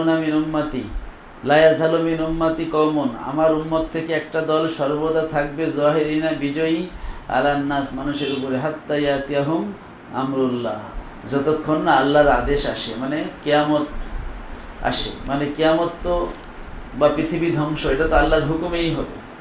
এই পৃথিবী ধ্বংসের হুকুম আল্লাহর পক্ষ থেকে আসার আগ পর্যন্ত আমার উম্মতের একটা দল সবসময় কি হবে, সত্যের উপরে বিজয়ী থাকবে। মানে সত্যকে পৃথিবী থেকে নিশ্চিহ্ন করা যাবে না। অবি ক্বালা হাদ্দাসানা আল হুমাইদি ক্বালা হাদ্দাসানা ওলীদ ইবনে মুসলিমিন ক্বালা হাদ্দাসানা ইবনু জাবিরিন ক্বালা হাদ্দাসানি উমাইর ইবনু হানি আন্নাহু সামিয়া মুআবিয়াতা ক্বালা সামিতুন নাবিয়্যা সাল্লাল্লাহু আলাইহি ওয়াসাল্লাম ইয়াকুলু লা তাযালু মিন উম্মতি উম্মাতুন কায়িমাতুন বিআমরিল্লাহ, সর্বদা আমার উম্মতের মধ্যে একটি দল আল্লাহর আদেশের উপর প্রতিষ্ঠিত থাকবে। মা ইয়াদুররুহুম মান কাযযাবাহুম, ক্ষতি করতে পারবে না তাদের যারা তাদেরকে মিথ্যা বলবে। ওয়ালা মান খালাফাহুম, এবং তাদের যারা বিরোধিতা করবে তারাও ক্ষতি করতে পারবে না। হাত্তা ইয়াতিয়া আমরুল্লাহ ওয়া হুম আলা যালিক, যত এমনকি কিয়ামত অর্থাৎ পৃথিবী ধ্বংসের আল্লাহর আদেশ চলে আসবে, তারা এর উপরই, সত্যের উপরই থাকবে। ফাকালা মালিক ইবনে ইউখামির সামিতু মুআযিন ইয়াকুলু, তখন মালিক ইবনে ইউখামির রাদিয়াল্লাহু আনহু বলেন, আমি মুআয ইবনে জাবালকে বলতে শুনেছি, ওহুম বিশ-শাম, আল্লাহ তাআলার এই যে বিজয়ী বান্দাদের দলটা কোথায় থাকবে, শাম দেশে থাকবে, সিরিয়ায়। ফাকালা মুআবিয়াতু হাযা মালিক ইবনে ইউখামির ইয়াজামু, তখন হযরত মুআবিয়া বলেন, এই দেখো মালিক ইবনে ইউখামির সে বলতেছে, আন্নাহু সামিয়া মুআযান, যে সে মুআয ইবনে জাবালকে বলতে শুনেছে, ওহুম বিশ-শাম, যে ওই বিজয়ী দলটা কোথায় থাকবে, শাম দেশে। মানে হযরত মুআবিয়া রাদিয়াল্লাহু আনহু রাজধানী সিরিয়ায় ছিল, এজন্য তিনি নিজের দিকেই তাবিলটাকে ইঙ্গিত করলেন যে তারা সিরিয়ায় থাকবে, তার মানে হচ্ছে আমরা সত্যের উপর প্রতিষ্ঠিত আছি, এর একটা ইঙ্গিত। সেটা হতে পারে আবার কিয়ামতের আগে ইমাম মাহাদির যে বাহিনী বের হবে তারাও সিরিয়া থেকে বের হবে, শাম থেকে বের হবে, সেই দিকেও ইঙ্গিত করা হতে পারে। অবি ক্বালা হাদ্দাসানা আবুল ইয়ামানি ক্বালা আখবারনা শুআইবুন আন আব্দুল্লাহ ইবনে আবি হুসাইন ক্বালা হাদ্দাসানা নাফি ইবনে জুবাইর আন ইবনে আব্বাস ক্বালা ওয়াকাফান নাবিয়্যু সাল্লাল্লাহু আলাইহি ওয়াসাল্লাম আলা মুসাইলামাতা ফি আসহাবিহি, যে আল্লাহর নবী সাল্লাল্লাহু আলাইহি ওয়াসাল্লাম তিনি মুসাইলামার সাথী সহ মুসাইলামার কাছে দাঁড়ালেন। তখন মুসাইলামা তার সাথীদের সহ ছিলেন। ফাকালা লাউ সাআলতানি হাযিহিল কিতাতা মা আতাইতুকাহা, নবীজি বললেন তুমি যদি আমার কাছে এই টুকরাটা চাও, একটা খেজুর গাছের ডাল অর্ধেক ভেঙে বললেন এই টুকরাটাও তুমি আমাকে চাও, তাও তোমাকে আমি দেব না। মানে মুসাইলামা যখন মুসলমান হওয়ার জন্য আসলো, মুসলমান হওয়ার পরে নবীর কাছে প্রস্তাব দিল যে তার তো অনেক সঙ্গী সাথী ছিল, যে এই পৃথিবীকে দুই ভাগ করে দেন, অর্ধেক রাজত্ব আপনার, অর্ধেক আমার। তখন নবীজি বললে যে না, এই নবুয়ত এটা কোনো ব্যবসা বাণিজ্য না, ঠিক আছে? সুতরাং তুমি যদি ছোট্ট একটু জিনিসও আমার কাছে চাও, তোমাকে আমি সেটা দেব না। তো পরবর্তীতে সে নবীর ইন্তেকালের পরে সে ভণ্ড নবী দাবি করলো এবং আবু বকর রাদিয়াল্লাহু আনহুর নির্দেশে তাকে পরাজয় করা হলো। ওয়াহশী রাদিয়াল্লাহু আনহু তিনি তাকে হত্যা করেছিলেন। ওয়ালান তাআদু আমরাল্লাহ, আর তুমি কখনোই আল্লাহর আদেশ অতিক্রম করতে পারবে না। ফিকা, তোমার ব্যাপারে আল্লাহর যে হুকুম আছে তুমি সেই হুকুমের অতিক্রম করতে পারবে না। ওয়ালাইন আদবারতা লায়াখিরান্নাকা আল্লাহ, যদি তুমি পশ্চাতেও পলায়ন করো আল্লাহ তোমার পা কেটে দিবে, ফলে তুমি পলায়ও কি বাঁচতে পারবে না। অভি ক্বালা হাদাসানা মূসা ইবনে ইসমাঈল ক্বালা আন আব্দুল ওয়াহিদ আনিল আমাশি আন ইব্রাহিমা আন আলকামাত আন আব্দুল্লাহ ইবনে মাসউদিন ক্বালা বাইনামা আনা আমশি মান নবী সাল্লাল্লাহু আলাইহি ওয়াসাল্লাম। ওই আগের হাদিস। ইবনে মাসউদ বলেন, একবার আমি নবীর সাথে হাঁটতেছিলাম ফিবাজি হারসিনা ও খারবিন মদিনা, মদিনার কোনো একটা ক্ষেত অথবা মদিনার কোনো একটা উজাড় বাড়ি দিয়ে হাঁটতেছিলাম। ওহো ইয়াতাওয়াক্কাল আসিবিন মাহু, নবীজি তার সাথে থাকা একটা খেজুর ডালের উপর ভর করে হাঁটতেছিলেন। ফামারানা আলা নাফারিম মিনাল ইয়াহুদ, আমরা ইহুদিদের একটা দলের পাশ দিয়ে গেলাম। ফাকালা বাদহুম লিবাদিন, ইহুদিদের কতিকে অপর কতিকে বলল সালুহু আনির রূহ, তাকে রূহ সম্পর্কে জিজ্ঞেস করো। ওকালা বাদহুম লা তাসআলুহু, অন্যরা বলল না জিজ্ঞেস করো না। আইয়া জিয়া বিশাইইন তাকরাহুনাহা, হ্যাঁ কেন বললো? এই খসিয়াতা ইয়া জিয়া, এই আশঙ্কায় যে সে এমন উত্তর নিয়ে আসবে যা তোমরা পছন্দ করো। ফাকালা বাদহুম লানাস আলান্নাহু, কতকে বললো অবশ্যই জিজ্ঞেস করবো। ফাকামা ইলাইহি রাজুলুম মিনহুম, তো তাদের এক ব্যক্তি নবীর কাছে উঠে আসলো। ফাকালা ইয়া আবুল কাসেম, বললো হে আবুল কাসেম মার রূহ, রূহ জিনিসটা কি? ফাসাকাতা আনহু নবী সাল্লাল্লাহু আলাইহি ওয়াসাল্লাম, নবীজি তার ব্যাপারে উত্তর দেওয়া থেকে চুপ থাকলেন। ফা আলিম, তো আমি বুঝতে পারলাম আন্না ইউহা ইলাইহি, যে নবীর কাছে কি হচ্ছে? ওহী নাজিল হচ্ছে। ফাকালা, অতঃপর নবীজি ওহী নাজিল হওয়ার পরে তেলাওয়াত করলেন, বললেন ইয়াসআলুনাকা আনির রূহ, তারা আপনাকে রূহ সম্পর্কে জিজ্ঞেস করে। কুলির রূহু মিন আমরি রব্বি, বলুন রূহ আমার প্রভুর আদেশে সৃষ্ট। ওমা উতু মিনাল ইলমি ইল্লা কলিলা, আর তাদেরকে জ্ঞান থেকে খুব সামান্যই দেওয়া হয়েছে। কলাল আমাশ হাকাযা ফি কিরাতিনা, আমাশ বলেন আমাদের কেরাতে এভাবে ওমা উতু, আর আমরা যে হযরত আসিম কুফির কেরাত পড়ি সেখানে ওমা উতি তুম। বাবু কাউলিল্লাহি তাআলা কুল্লাউ কানাল বাহরু মিদাদাল লিকালিমাতি রাব্বি ইলা আখিরিল আয়া, বলুন যদি এই সাগরটা আল্লাহ তাআলার বাণীর ব্যাখ্যা লেখার জন্য কি হয়ে যাইত? কালি হয়ে যেত, তাহলে মা নাফিদাত কালিমাতুল্লাহ, আল্লাহর বাণী লেখা কি হতো না? শেষ হতো না।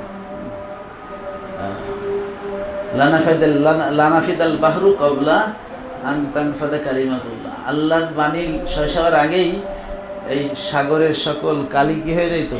শেষ হয়ে যাইত।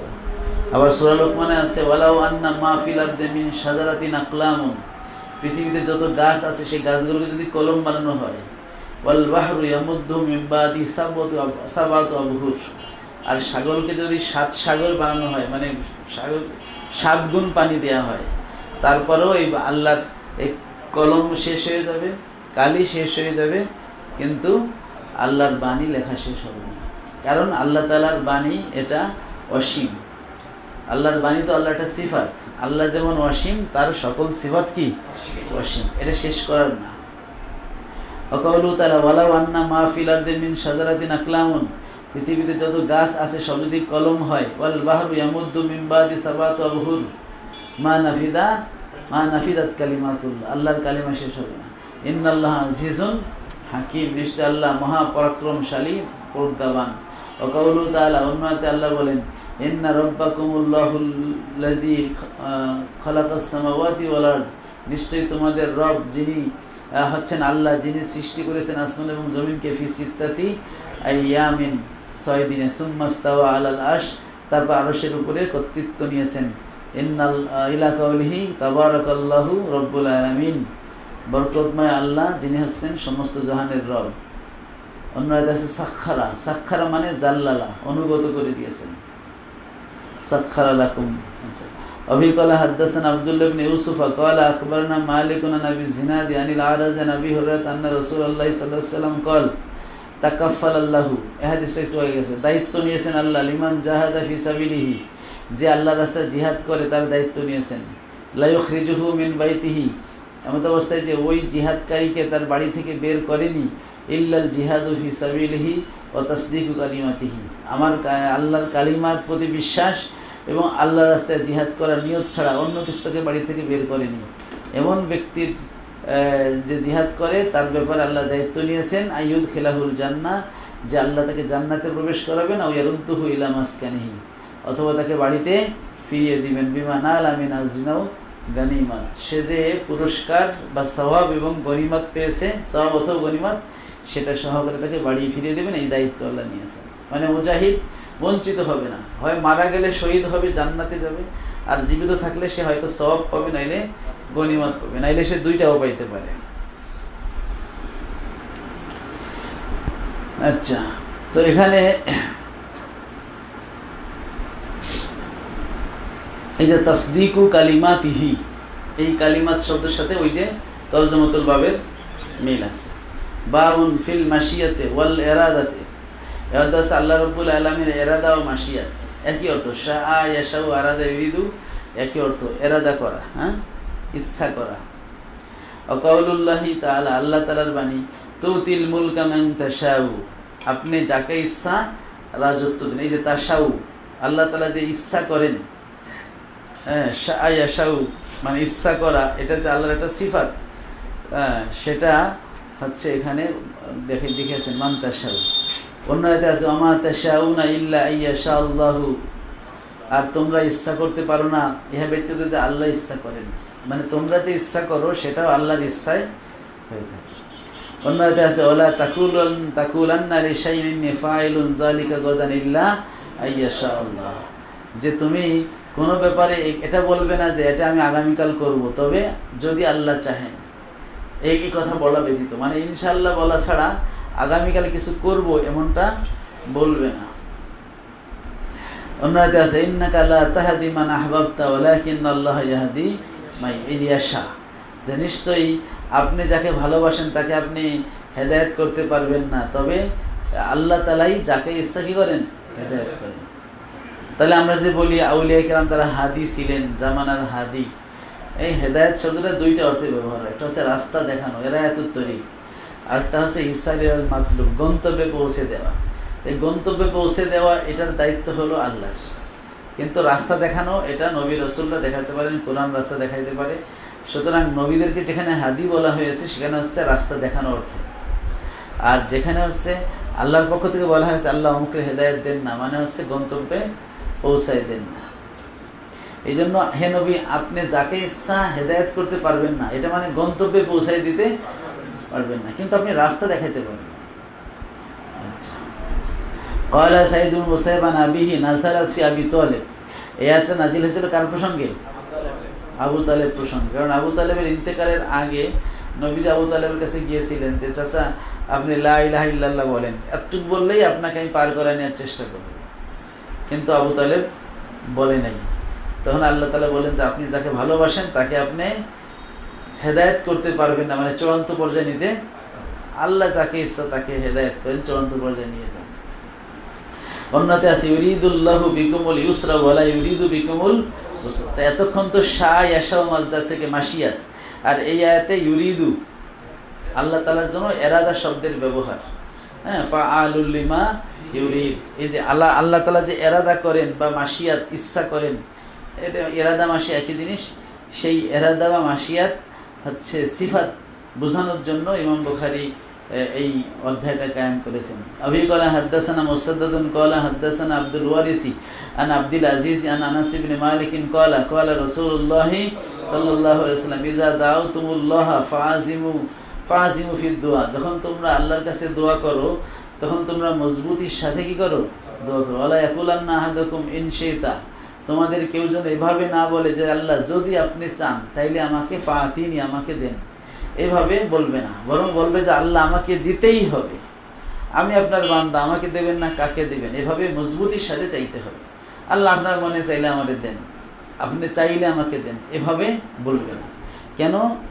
তুমি যদি আল্লাহকে শব্দ দ্বারা বাধ্য করো এতে আল্লাহ বাধ্য হয় না, ঠিক আছে? যদি বলো আল্লাহ আমাকে দিতেই হবে, এতে আল্লাহ কি হয় না, সেটা বলছে যে ফাইনাল্লাহ লা মুস্তাকরিহা লাহু, কেন যে আল্লাহকে কেউ বাধ্য করতে পারে না, সুতরাং তুমি শব্দ একটু মজবুতির সাথে চাইবা।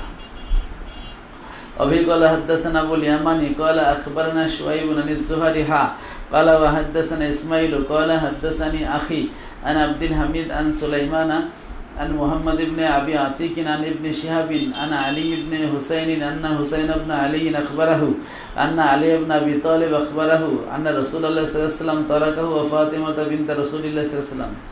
এই যে আল্লাহর নবী সাল্লাল্লাহু আলাইহি ওয়াসাল্লাম একবার হযরত আলী এবং ফাতেমার ঘরে রাত্রে আগমন করলেন। লাইলাতান, তারাকা মানে নক করা, রাত্রেবেলা দরজা নক করলেন। ফাকাল লাহুম, নবীজি তাদের দুজনকে বলে আলা তুসাল্লুন, এ আলী ফাতেমা ওঠো, নামাজ পড়ো না।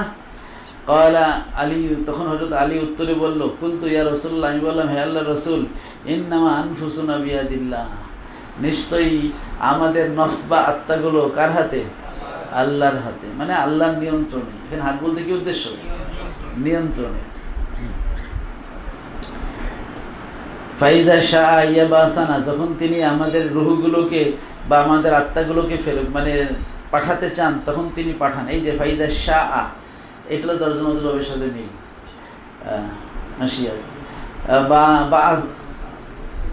বা আসনা, আমরা তখন কি হয়? জাগ্রত হই। ফানসারাফা রাসূলুল্লাহ সাল্লাল্লাহু আলাইহি ওয়াসাল্লাম, তখন আল্লাহ রসুল ফিরে গেলেন। হিনা কুলতু লাহু জালিক, যখন আমি তাকে এই কথা বললাম যে আমাদের আত্মা ঘুমায় থাকি, আমাদের আত্মা তো আল্লাহর কাছে, তা আল্লাহ যদি আমাদের জাগাতে চান তখনই আমরা জাগতে পারি। একথা বলার দ্বারা নবীজি একটু মনে কষ্ট করে ফিরে গেলেন। ওয়ালাম ইয়ারজি ইলাইহা শাইয়ান, নবীজি আমাকে কোনো উত্তর দিলেন না। সুম্মা সামিতুহু মুদবিরুন, নবীজি পশ্চাৎ ফিরে যাচ্ছিলেন, আমি তাকে বলতে শুনলাম। ইয়াদরিবু ফাখিজাহু, তিনি তার রানের মধ্যে এভাবে হাত চাপড়াচ্ছিলেন, আঘাত করতেছে। ওয়াকুল, এবং বলতেছিলেন, ওয়া কানাল ইনসানু আকসারা শাইইন জাদালা, মানুষ বড়ই ঝগড়াটে। মানুষ কি? বড়ই ঝগড়াটে। বলতে পারতো যে হুজুর ভুল হয়ে গেছে, আগামী দিন থেকে উঠবো, তাই না? না বলে এমন একটা প্যাচ দিছে যেটা বাস্তবে তো এটাই। এই জন্য বলে মানুষ বড়ই কি? ঝগড়াটে। এখানে মূল উদ্দেশ্য ইমাম বুখারী ফাইজা শাআ আইয়াবাসানা বাসনা, যে আল্লাহ যখন আমাদেরকে জাগাতে চান তখনই আমরা কি করতে পারি? জাগতে পারি। বলবেন তাহলে কি আমাদের চেষ্টার দরকার নেই? অবশ্যই চেষ্টার দরকার আছে। আমরা চেষ্টা করলে অসাই মিন্না ওয়াল ইতমামু মিনাল্লাহ, বান্দা যদি জাগ্রত হওয়ার চেষ্টা করে আল্লাহ তাকে জাগায় দেন। একটা দোয়া আছে সূরা কাহাফের ওই শেষ 3 আয়াত, ওটা যদি আপনি পড়ে ঘুমান আর আল্লাহ তাআলার কাছে দরখাস্ত করে ঘুমান যে আল্লাহ আমি 3টায় উঠতে চাই, যদি বলেন 3টা 1 মিনিট 59 সেকেন্ডে উঠতে চাই, আপনি ঘড়ি ধরে দেখবেন ওই সময় আপনার ঘুম ভেঙে যাবে। ঠিক ওই সময় ঠাস করে ঘুমটা ভেঙে যাবে। ঠিক আছে? এখন ঘুম ভেঙে গেছে, এখন বিছানার থেকে আপনি নিচে নামবেন নাকি শয়তানের মাথা টিপা খাইয়ে আবার ঘুমাই যাবেন, সেটা আপনার দায়িত্ব। কিন্তু ঘুমটা আপনাকে জাস্ট টাইম ভেঙে যাবে। এটা পরীক্ষিত এবং এটা কোরআনের আয়াতের বরকত। আপনি লাগলে আজকেই টেস্ট করে দেখতে পারেন, ঘড়ি রাখবেন পাশে। আপনি যদি বলেন যে যত একবারে ওখানে একটাই ঘুমাইছেন, এখন ফজরের নামাজ তো ওঠা কঠিন না, যদি আপনি ওইটা পড়ে ওই আয়াতের পরে আর কোনো কথা বলবেন না, ওই আয়াত পড়ে অর্থাৎ লাস্ট হবে আল্লাহর কালামটা, ওইটা পড়ে আপনি ঘুমাই যাবেন চোখ বন্ধ করে, দেখবেন যে আপনার জাস্ট টাইমে আপনার আল্লাহ আপনাকে উঠাই দিয়েছে। সূরা কাহাফের শেষ 3 আয়াত, ইন্নাল্লাযিনা আমানু ওয়া আমিলুস সলিহাতি কানাত লাহুম জান্নাতুল ফিরদাউসি নুজুলা খালিদিনা ফিহা লা ইয়াবগুনা আনহা হিওয়ালা কুল লাউ কানাল বাহরু মিদাদাল লিকালিমাতি রাব্বি লানাফিদাল বাহরু ক্বাবলা আন তানফাদা কালিমাতু রাব্বি ওয়া লাউ জি'না বিমিসলিহি মাদাদা কুল ইন্নামা আনা বাশারুম মিথলুকুম ইউহা ইলাইয়া আন্নামা ইলাহুকুম ইলাহুন ওয়াহিদ ফামান কানা ইয়ারজু লিকা রাব্বিহি ফালইয়ামাল আমালান সালিহান ওয়া লা ইউশরিক বিইবাদাতি রাব্বিহি আহাদা। এটা পড়ে ঘুমাইলে আল্লাহ কাছে বলে রাখবেন যে আল্লাহ আমাকে 4টায় এটা উঠতে চাই, দেখবেন যে এটা নিয়ত যদি ঠিক থাকে আপনি উঠবেন। এটা একেবারে খুব পরীক্ষিত, ঠিক আছে, একেবারে অ্যাটম বোমের মতো কাজ করবে। অবি قال حدثنا محمد بن سنان قال حدثنا فليح قال حدثنا هلال بن علي عن عطاء بن يسار عن ابي هريره ان رسول الله صلى الله عليه وسلم قال مثل المؤمن كمثل خامة السر, মুমিনের উপমা হলো ওই যে ফসলের যে ডগার মতো। সারবন মানে কি ফসল, ক্ষেতের ফসলের সে ডগার মতো। ইয়াফিউ ওয়ারাকুহু মিন হাইসু আতাতহার রিহু, যে তার পাতাগুলো ঢলে যায় যেদিক থেকে বাতাস আসে। তুকাফিউহা, বাতাস তাকে কাত করে ফেলে। ফাইজা সাকানাত এতাদালাত, যখন বাতাস স্থির হয়ে যায় সেটা আবার সোজা হয়ে যায়। ওকাজালিকাল মোমেন, মোমেন হলো ওই রকম। ইউকাফাউ বিল বালায়ে, সে বালা মুসিবত দ্বারা কাইত হয়ে পড়ে, আবার বালা মুসিবত চলে আবার কি হয়, সোজা হয়। ওমাসালুল কাফের কামাসালিল আরুজ্জা সম্মাউ মুতাদিলাতান, আর কাফের উদাহরণ হলো ওই যে মানে কি বলে ধানের ডগার মতো, যেটা সম্মাউ একবারে শক্ত, মুতাদিলা সোজা, এটা কাইত হয় না, এটা ভেঙে যায়। এটা কি হয়, ভেঙে যায়। এই যে হাত্তা ইয়াকসিমাহুল্লাহু ইজা শা, আল্লাহ যখন ইচ্ছা এটাকে ভেঙে ফেলে, এটা কাইত হতে পারে না। আচ্ছা, তো এই যে ইজা শাহ, ওই শাহ শব্দ থেকে ইমাম বুখারী এটা আনছেন। অবি ক্বালা হাদাসানা আল হাকাম ইবনে নাফিন ক্বালা আখবারানা শুআইব ইবনে যুহারি ক্বালা আখবারানি সালিম ইবনে আব্দুল্লাহ আন্না আব্দুল্লাহ ইবনে ওমর ক্বালা সামিতু রাসূলুল্লাহ সাল্লাল্লাহু আলাইহি ওয়াসাল্লাম ওয়া হুয়া কাইমুন আলাল মিম্বার, আমি নবীজিকে বলতে শুনেছি এমত অবস্থায় নবীজি মেম্বারে দণ্ডায়মান। কি বলছেন, ইন্নামা বাকাউকুম ফিমা সালাফা ক্বাবলাকুম মিনাল উমাম, তোমাদের পূর্ববর্তী যে উম্মতরা চলে গেছে তাদের ক্ষেত্রে তোমাদের বা তাদের তুলনায় তোমাদের বাকা বা তোমাদের এই পৃথিবীতে অবস্থানটা হলো কামা বাইনা সালাতিল আসর ইলা গুরুবিশ শামস, আসরের নামাজ থেকে সূর্য অস্ত পর্যন্ত। মানে পূর্ববর্তীদের তুলনায় পূর্ববর্তীরা হলো ফজর থেকে আসর পর্যন্ত থাকছে, আর তোমাদের এই উম্মত পৃথিবীতে থাকবে এর উপমাটা হলো আসর থেকে মাগরিব। উতিয়া আহলুত তাওরাতের তাওরাতা, তাওরাত ওয়ালাদের তাওরাত দেয়া হলো। ফাআমিলু বিহা, তাওরাত মোতাবেক তারা আমল করলো। হাত্তা ইযান তাসাফান নাহার, এমনকি যখন দিন অর্ধেক হলো, দুপুর হলো। সুম্মা আজিজু, তারা পারগতা প্রকাশ করলো। ফাউতু কিরাতান, তাদের সবাইকে এক কেরাত করে দিয়ে দেয়া হলো। সুম্মা উতিয়া আহলুল ইনজিলের ইনজিলা, তারপর ইনজিল ওয়ালাদের ইনজিল দেয়া হলো। ফাআমিলু বিহা, ইনজিল মোতাবেক তারা আমল করলো। হাত্তা সালাতিল আসরে, আসরের নামাজ পর্যন্ত। সুম্মা আজিজু, তারপরে তারা অক্ষম হয়ে গেল। ফাউতু কিরাতান, তাদেরকে এক কেরাত করে দিয়ে দেয়া হলো। সুম্মা উতিতুল কুরআনা, তারপর তোমাদেরকে কোরআন দেয়া হলো। ফাআমিলতুম বিহি হাত্তা গুরুবিশ শামসে, তোমরা কোরআন মোতাবেক আমল করলে সূর্য ডোবা পর্যন্ত। ফাউতিতুম কিরাতাইনে, তোমাদেরকে 2 কিরাত করে সওয়াব দেয়া হলো। ক্বালা আহলুত তাওরাতে, তখন তাওরাতওয়ালারা বলল, রব্বানা, হে আমাদের রব, হাউলা কাল্লু আমালান, এরা তো কাজ করছে কম, ও আকসারু আজরান, সওয়াব পাইছে বেশি। আমরা পাইছি 1 কিরাত করে, এটা পাইছে কয় কিরাত? 2 কিরাত। ক্বালা হাল যালামতুকুম মিন আজরিকুম মিন শাই, আল্লাহ বলেন, আমি কি তোমাদের উজরত থেকে কোনো কিছু জুলুম করছি? তোমাদের 1 কিরাত দেওয়ার কথা ছিল, সেটা পাইছো কিনা? তোমরা আমার কাজটা কমপ্লিট করে দাও, 1 কিরাত দিব, তোমরা পাইছো কিনা? ক্বালু লা, তারা বলে না, আমাদের উপর আপনি কোনো জুলুম করেন নাই, মানে আমরা ঠিকমতোই পাইছি। ক্বালা ফাযালিকা ফাদলি উতিহি মান আশা, তাহলে অতিরিক্ত যে 1 কিরাত দিয়েছে ওটা আমার করুণা, আমি করুণা যাকে ইচ্ছা তাকে দেব। আচ্ছা, অন্য হাদিসে এটাকে একটা মানে কর্মচারীদের সাথে তুলনা করা হয়েছে, যে এক ব্যক্তি একটা কাজ করার জন্য কর্মচারী নিয়েছে, কর্মচারীদেরকে বলা হয়েছে আমার কাজটা শেষ করে দেবো, আমাদের 1 কিরাত দেব। এখন তারা হচ্ছে তাদেরও চুক্তি মতো 1 কিরাত দিয়ে বিদায় করা হলো। তারপরে শেষ একদল আসলো, তারা সন্ধ্যাবন্ধ কাজ করে আলিয়াম আকমাল তো দিন এখন কাজটা কমপ্লিট করে দিল, তখন আল্লাহ তাদেরকে 2 কিরাত দিলেন। তারপর নবীজি বলেন যে ইহুদি নাসারা মুসলমানদের এটা তুলনা, ঠিক আছে, যে এরা কাজ করছে কম, কিন্তু যেহেতু এরা কাজটা ফাইনাল করে দিছে, এই জন্য আল্লাহ খুশি হয়ে কি করছেন, 1 কিরাত আছে চুক্তির কিরাত, আর এক কিরাত দিচ্ছেন খুশি হয়ে। এটা বলছেন এটা যালিকা ফাদলি, এটা হলো আমার করুণা, আমি যাকে ইচ্ছা, ওটা বকশিস। ওটা কি, যখন আপনার বাসা আপনি কমপ্লিট করেন, ওই মিস্ত্রিরা বকশিস চাই, যখন বাসা সুন্দর করে আমরা কাজ করে দিচ্ছি, আমাদের একটু বকশিস দেন। তার উজরত তো সে পুরো নেই, তারপরে আবার কি নেয়, এই বকশিস যেটা হচ্ছে আল্লাহ তাআলার করুণা, আল্লাহ যাকে ইচ্ছা, সবাই তো বকশিস চাইলে পাইবে না, কারণ তারা তো কাজটা ইনকমপ্লিট রেখে চলে গেছে। আচ্ছা, তো এখানে এই যে মান উতিহি মান আশা, আমি যাকে চাই তাকে আমার করুণা দিই। এই যে আশা মানে আমি চাই, এই যে আল্লাহ তাআলার যে মাশিয়াত একটা সিফাত, সেটা বোঝানোর জন্য ইমাম বুখারী হাদিসটা আনছেন। কিন্তু এই হাদিস থেকে ইমাম আবু হানিফা রাহমাতুল্লাহ একটা মাসালা ইস্তেমবাদ করছেন। সেটা হলো যে জোহরের নামাজ আর আসরের নামাজের পার্থক্যটা। এই হাদিস দ্বারা বোঝা যায় যে তাওরাত এবং ইনজিলওয়ালারা এরা প্রত্যেকেই কোরআনওয়ালাদের চেয়ে বেশি কাজ করছে। কোরআনওয়ালাদের চেয়ে কি করছে? কারণ অন্য রেওয়ায়েতে এই আপত্তিটা দুই গ্রুপেই করছে, আহলুত তাওরাত এবং আহলুল ইনজিল। সবাই বলছে যে আল্লাহ আমরা কাজ করলাম বেশি, ইনজিলওয়ালারা বলছে আমরা কাজ করছি বেশি, আর তাওরাতওয়ালারা বলছে কি আমরা কাজ করছি বেশি। তাইলে হচ্ছে ফজর থেকে জোহর এবং জোহর থেকে আসর এই উভয় সময়ই আসর থেকে মাগরিবের সময়ের চেয়ে বেশি।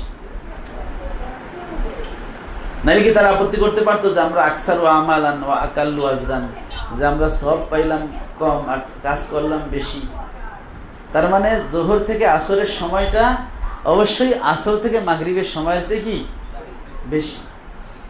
এখন আবু হানিফা রাহমাতুল্লাহ বলতেছেন যদি কাঠির ছায় এক গুণের পরে আসর শুরু হয়ে যায়, তাইলে আসরের থেকে মাগরিবের সময়টা হয় বড়, আর জোহর থেকে আসরের সময়টা হয় ছোট।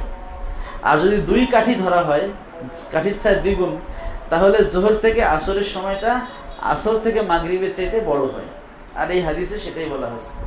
সুতরাং কাঠির ছায়া দ্বিগুণ হওয়ার পরেই আসর শুরু হবে, নাইলে এই হাদিসের কি, এটা তো সহি হাদিস, এই হাদিসের খেলাফ হয়ে যাবে। হ্যাঁ হ্যাঁ হ্যাঁ, এটাই বলে মুহাদ্দিসরা বলছে যে আনতুমুল আতিব্বা ওয়া নাহনুস সায়াদিলা। ইমাম আমাশ খতিব বাগদাদি রহমাতুল্লাহ আলাইহি তার আল ফকি ওয়াল মুতাফাক্কি কিতাবের মধ্যে উল্লেখ করেছেন যে আমাশ সুলাইমান আল আমাশ, যিনি একজন মস্ত বড় মুহাদ্দিস, এখানে প্রায় দেখবেন আমাশ আছে, উনি আবু হানিফা রহমাতুল্লাহর হাদিসের উস্তাদ, কিন্তু মাসলা মাসাইলের ক্ষেত্রে তিনি আবার আবু হানিফার শরফ। তো একটা মাসালায় ওনার কাছে বলা হয়েছে, উনি উত্তর দিতে পারেন না। আবু হানিফা রহমাতুল্লাহ আলাইহি কে বলেন, আবু হানিফা মাজা তাকুলু ফি হাযাল হাযিল মাসালা, এই মাসলায় তুমি কি বলো? আবু হানিফা রহমাতুল্লাহ উত্তর দিয়ে দিলেন, বললেন তুমি এর উত্তরটা পাইছো কোথায়? বললেন যে এই যে আপনি আমাদেরকে হাদিস বর্ণনা করেছেন সেই হাদিসটা, আবার ইব্রাহিম নাকির রহমাতুল্লাহ একটা হাদিস বলছেন সেই হাদিস, এই দুই হাদিস থেকে আমি মাসলাটা বলছি। তখন বলছি ওই হাদিসটা আমরাও তো বললাম, কিন্তু আমরা তো ওই থেকে এটা বুঝি নাই, এটা কি? তখন তিনি বললেন যে আনতুমুল আতিব্বা ওয়া নাহনুস সায়াদিলা, যে তোমরা হলে ডাক্তার আর আমরা হলাম সাইদালি, মানে হচ্ছে আমরা বুঝি না, আমরা শুধু ওষুধ বেশি। এই কোন হাদিস থেকে কোনটা ইস্তেমবাদ হবে সেটা আমরা বুঝি না।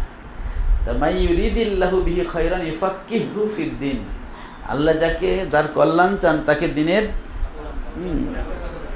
গভীর বুঝ আল্লাহ তাকে দান করেন।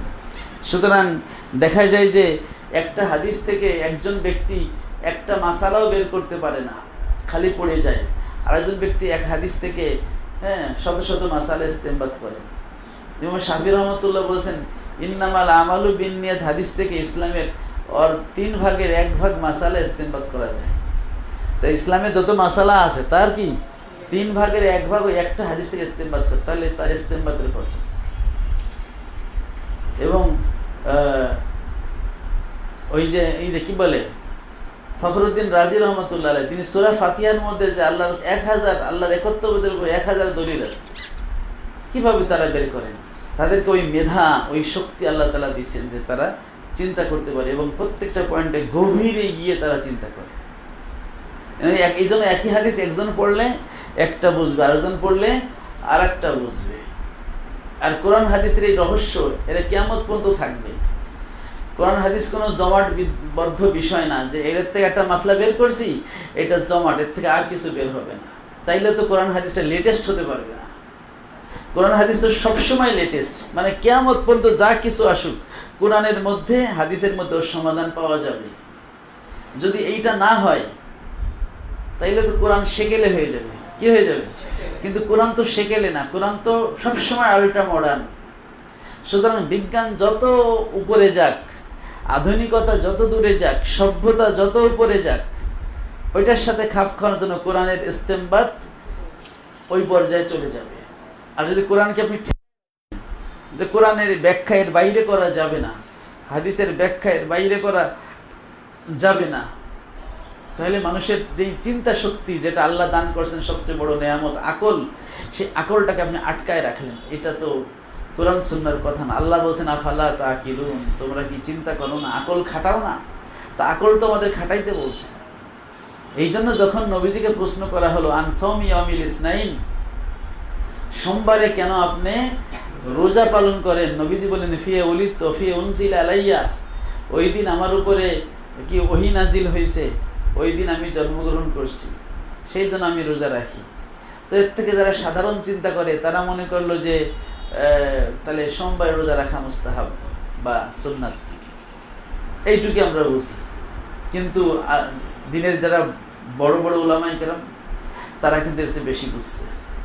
ইবনে রাজকালীন সহ অন্যান্য উলামায়ে কেরাম তারা বুঝছে যে আল্লাহ তাআলা যখন বা যেই দিনে আল্লাহ তাআলা তার কোনো বান্দার উপরে বিশেষ কোনো নেয়ামত দেন, ওই দিনটাকে আল্লাহর কোনো ইবাদতের মাধ্যমে উদযাপন করার বৈধতা এই হাদিস থেকে বোঝা যায়। কি বোঝা যায় কি না? এটা শোনার পরে তো আমাদের মনে হচ্ছে হ্যাঁ এটাই তো বোঝা যায়, কিন্তু এটা শোনার আগে কিন্তু আমাদের মাথায় এই চিন্তাটা আসেনি।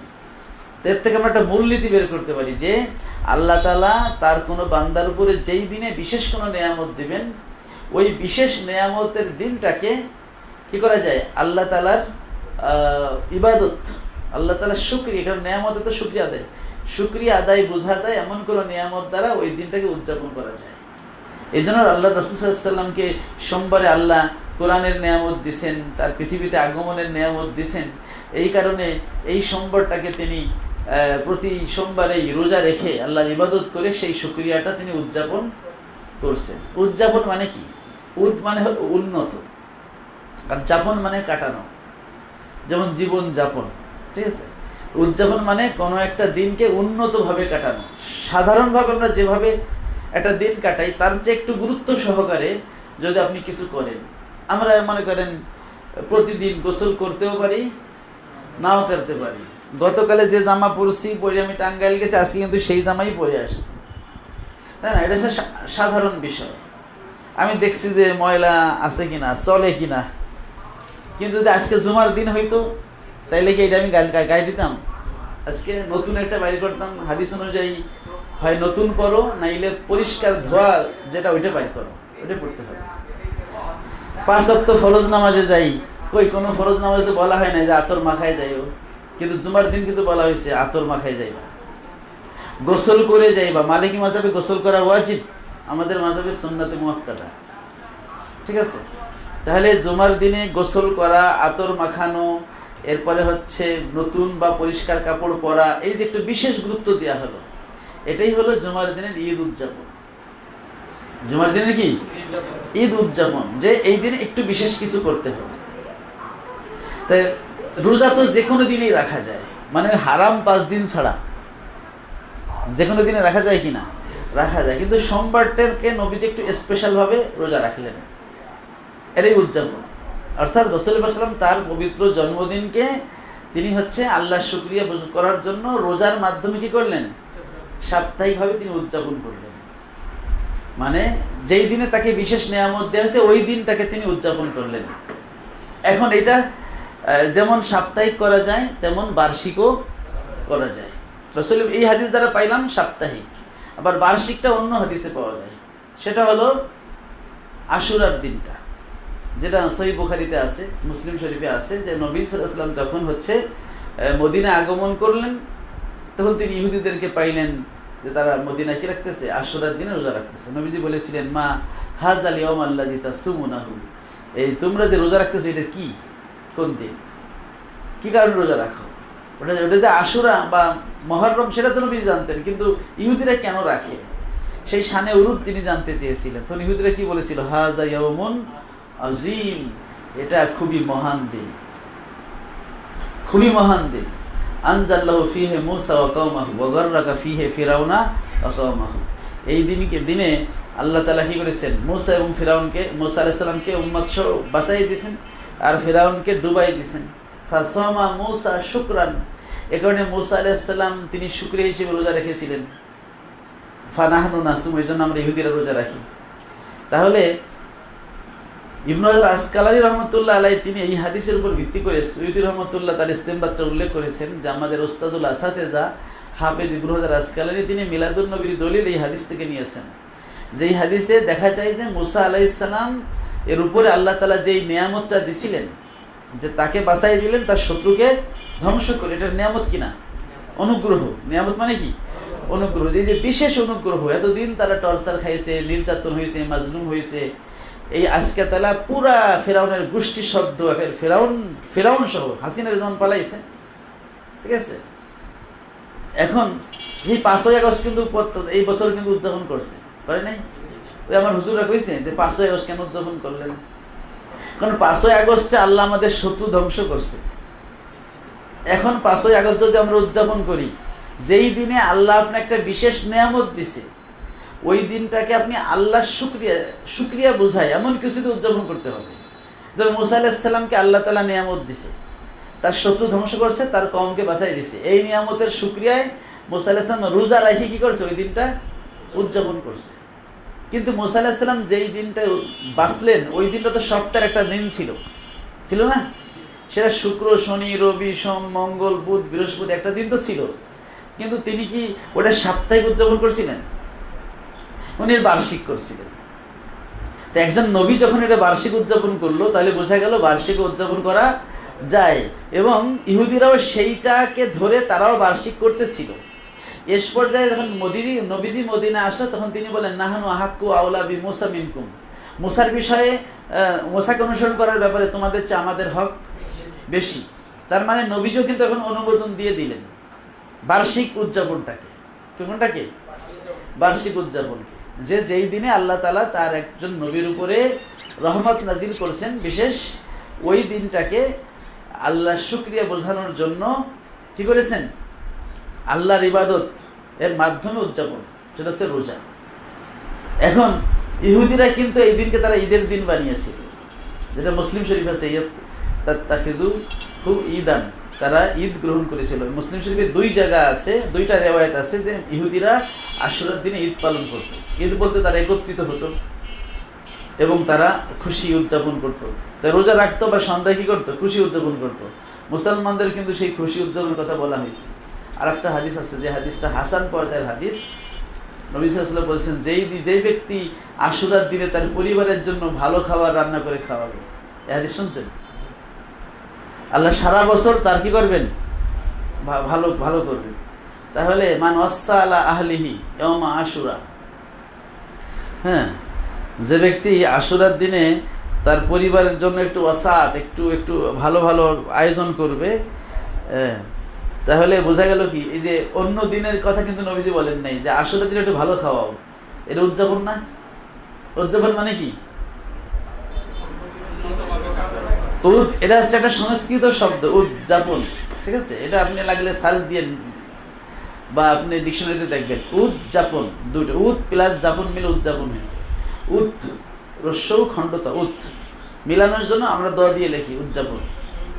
হ্যাঁ, তা উদযাপন মানে হচ্ছে উন্নতভাবে কাটানো, মানে সাধারণের তুলনায় একটু ব্যতিক্রম করে। তো আমাদেরকে এই দিনে একটু ভালো খাবার রান্না করে খাওয়াইতে কইছে না নবীজি? এটা কিন্তু হাদিসে আছে না, মান ওয়াসা আলা আহলিহি। দাঁড়াও,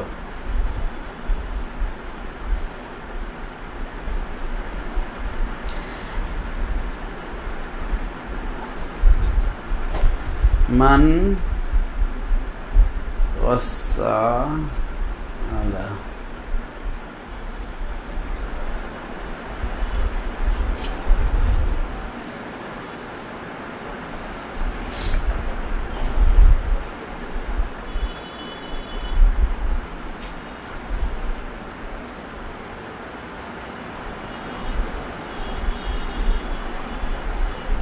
ইয়ামে আশুরা দিয়ে হাদিসটা আছে, এটা আমি জানি, এখন তো খুঁজে পাচ্ছি না।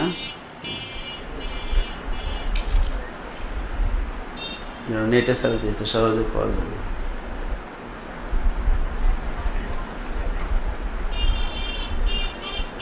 মান ওয়াসা আলা আহলি ইয়াউম আশুরা,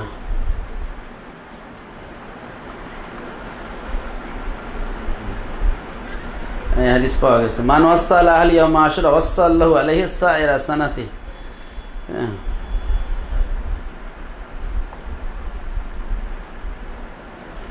এই হাদিসটা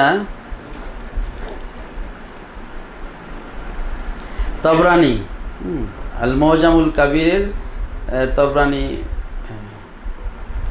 শরীফে আছে। কেউ এই হাদিসটাকে দুর্বল বলছেন, কিন্তু এই হাদিসটা হাসান পর্যায়ের। এটা ইমাম বাইহাকিও শুআবুল ঈমান এই হাদিসের কিতাবে বর্ণনা করেছেন। আচ্ছা, যাই হোক, তো এই আশুরার দিবসও এখানে উদযাপনের বিষয়টা আছে। আর উদযাপন আল্লাহর শুকরিয়া বোঝায় এমন কিছু দিয়েই করা যায়। ঈসা আলাইহিস সালাম তিনি বলেছিলেন, রব্বানা আনজিল আলাইনা মাইদাতাম মিনাস সামাই তাকুনু লানা ঈদান লিআউয়ালিনা ওয়া আখিরিনা ওয়া আয়াতাম মিনকা। যে হে আল্লাহ, আল্লাহুম্মা রব্বানা আনজিল আলাইনা মাইদাতাম মিনাস সামা, আল্লাহ আকাশ থেকে একটা খাবার ভর্তি আপনি একটা ডাইনিং, একটা খানজা, মানে একটা দস্তারখানা নামায় দেন। ওইটা আমাদের জন্য পরবর্তীদের জন্য ঈদ হবে, শুকরিয়া হবে, ঈদ হবে। ঈদ মানে যেটা প্রতি বছর ওইটাকে ঘুরে ঘুরে ঈদের কারণ হবে, খুশির কারণ হবে। তো যাই হোক, এই ইস্তেমবাতাত এটা সবার চোখে সবসময় ধরা পড়বে না।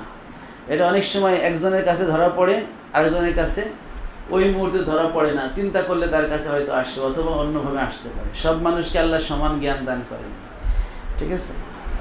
তো যাই হোক, আমাদের সমাজে এখন যা শুরু হয়েছে ঈদ শব্দের ব্যবহার নিয়ে, গতকাল দেখলাম দিনাজপুর আইডি থেকে একজন একটা পোস্ট দিছে যে তাকি উসমানী, উনি ওনার কিতাবের মধ্যে লেখছেন যে আমার ভাই, বড় ভাই যেদিন আমাদের বাড়িতে করাচিতে আসতো ওই দিন আমাদের বাড়িতে ঈদ হতো, ঠিক আছে? মানে খুশির বন্যা বইয়ে যাইত। তো এটা একটা শাব্দিক অর্থে, এটা কিন্তু শরঈ ঈদ উনি বলে নাই। তার মানে হচ্ছে আমরা বলছি যে ঈদে মিলাদুন্নবী এটা শরঈ কোনো ঈদ না, যে ঈদে নামাজ পড়তে হবে, খুতবা দিতে হবে, এমনটা না। এটা একটা শাব্দিক ঈদ, যে খুশি, নবীজির বেলাদাতের জন্য খুশি প্রকাশ করে। আবার আরেকটা লিখছে যে দেওবান্দ, দারুল উলুম দেওবান্দের রশিদ আহমদ গাঙ্গুহির ও বাড়িতে প্রায় দিনই ঈদ হতো। কোনোদিন কাসেম নাউতাবি আসতো, কোনোদিন আহমদ আলী সাহারানপুরি আসতো, বা কারা কারা আসতো। যেদিন আসতো সেদিন একটা ঈদ হতো, মানে খুশির একটা আমেজ সৃষ্টি হতো। তেমন খুশির আমেজ তো প্রতি মুহূর্তে আমাদের হয়, ঠিক আছে? তো এইগুলোকে শাব্দিক অর্থে ঈদ বলা যায়। সুতরাং মিলাদুন্নবীকেও শাব্দিক অর্থে ঈদ বলা যায়, এবং সেজন্য খুশি প্রকাশ করা যায়, যেহেতু আল্লাহ তাআলা বলছেন কুল্লু বিফাদলিল্লাহি ওয়া বিরহমাতিহি ফাবিযালিকা ফালিয়াফরাহু, ঠিক আছে? শরীয়তের যে কোনো মাসালায়, এটা একটা ইখতিলাফি মাসালা, কোরআন সুন্নাহ দিয়ে সমাধান করতে হবে, ঠিক আছে? আর এত দলিল থাকার পরেও যদি আপনি এটাকে বিদআত বলেন, তো যেগুলো দলিল নাই সেগুলোকে কি বলবেন? সেগুলো তো খুব সুন্দর করে করতেছেন, তাই না? এই বিশ্ব ইজতেমা, যেটা একটা পাপের কারণ হয়ে গেছে, মানুষ এখন বলছে হজে যাই নাই কিন্তু বিশ্ব ইজতেমায় আইছি। তাহলে হজের সাথে তারা তুলনা করতেছে, এটা ইসলামের একটা রকম। সেই বিশ্ব ইজতেমার বিরুদ্ধে তো কোনো ফতোয়া আমরা এখন পর্যন্ত শুনি না, তাই না? এই তাবলিগের এই চিল্লা, তাবলিগের গাছ, এগুলো একটাও হাদিস দ্বারা সাব্যস্ত নেই। হ্যাঁ, আম হাদিস দ্বারা এগুলো সাব্যস্ত করা যায়, আম হাদিস দ্বারা। তো আমরা তো ওইটাই বলি যে খাস দলিল দরকার নাই, আম দলিল দ্বারা সাব্যস্ত হলেও সেটাকে বিদআত বলা যাবে না। যেটা আপনার ফতুল বাড়ির মধ্যে হাফেজ ইবনে হাজার আসকালানি রাহমাতুল্লাহ বলছেন যে কুল্লু বিদআতিন দলালা, এই ওইটার ব্যাখ্যায় বলছেন যে মা লাম ইয়াকুন আলাইহি দলিলুন মিন ওয়াজহিন খাসসিন ওয়া আমিন, যে প্রত্যেক ওই বিদআতটাই দলালা হবে লাম ইয়াদুল্লা আলাইহি দলিলুন, যেটার কোনো দলিল নেই, হ্যাঁ, যেটার কোনো দলিল নেই, আম অথবা খাস। যদি আম দলিল থাকে বা খাস দলিল থাকে সেটাকে বিদআত বলা যাবে না শরঈভাবে। হ্যাঁ, শাব্দিক অর্থে বিদআত বলা যাবে, কিন্তু শরঈভাবে বিদআত বলা যাবে না। বিদআতের মধ্যে ভাগ আছে, শাব্দিক এবং পারিভাষিক। পারিভাষিক বিদআত সবটাই সাইয়্যা, সবটাই দলালা, কিন্তু শাব্দিক অর্থে যখন বিদআতকে ধরা হবে তখন সেটা সাইয়্যাও হতে পারে, আবার দলালাও হতে পারে। যেটা কোরআন সুন্নাহর মুওয়াফিক সেটা হবে হচ্ছে হাসানা, আর যেটা কোরআন সুন্নাহর মুওয়াফিক নয় সেটা হবে সাইয়্যা বা দলালা। এই ব্যাখ্যাটা যদি সুন্দর করে মেনে নেয় তাহলে তারাও বাঁচবে, আমরাও বাঁচবো, পৃথিবী বাঁচবে। আর নইলে শুধু ফতোয়া দিতেই থাকবে, নিজেরটা বিদাত না আর অন্যেরটা কি। হ্যাঁ,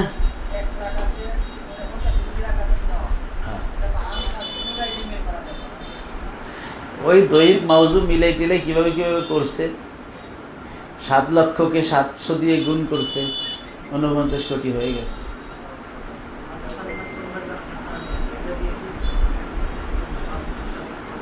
অবশ্যই করা যাবে, যার চিন্তা ভাবনা থাকবে। ঠিক আছে, মান সান্না সুন্নাতান সাই হাসানাতান, যে ব্যক্তি একটা সুন্দর নিয়ম চালু করলো, এখানে নবীর সুন্নাতের কথা বলা হয় নাই, কারণ নবীর সুন্নাতে হাসানা আর সাইয়া হয় না। কি নবীর সুন্নাতে কি সাইয়া আছে? এই এক হাদিসের মধ্যে তো দুইটা কথা বলছে, সুন্নাতান হাসানাতান, পরের বাক্যে সুন্নাতান সাইয়াতান। একটা সুন্দর নিয়ম যে চালু করবে, ওই ব্যক্তি অনুযায়ী যারা আমল করবে সবাই খারাপ। সহিহ বুখারীতে আছে যে আপনি কোরআন থেকে একটা পাণ্ডুলিপি করেন। আবু বকর বলছিলেন, কাইফা আফআলু মা লাম ইয়াফআল রাসূলুল্লাহ সাল্লাল্লাহু আলাইহি ওয়াসাল্লাম, নবীজি যেটা করে নাই আমি সেটা কিভাবে করতে পারি?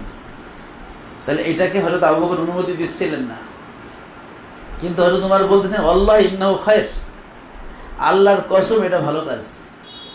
তাহলে নবীজি করেন না এটা হযরত ওমরও জানেন, আর আবু বকর কিন্তু দলিলই দিচ্ছেন যে নবীজি করেন আমি কিভাবে করি।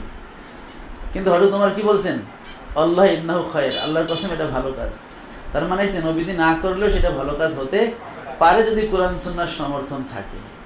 এবং পরে হযরত আবু বকর রাদিয়াল্লাহু তিনি বুঝলেন, এবং যখন তারা যায়েদ বিন সাবিতকে ডাকলেন, যায়েদ বিন সাবিত তখন বলছিল, কাইফা তাফআলানে মা লাম ইয়াফআল রাসূলুল্লাহ সাল্লাল্লাহু আলাইহি ওয়াসাল্লাম, আপনারা দুইজন কিভাবে এমন একটা কাজ করেন যেটা আল্লাহর রাসূল করে নাই। তখন আবু বকর রাদিয়াল্লাহু তিনি হযরত যায়েদ বিন সাবিতকে শুনাইলেন আল্লাহ ইন্নাহু খায়র। হযরত উমরের কথাটাই তিনি শুনাই দিলেন, আল্লাহর কসম এটা কি কাজ?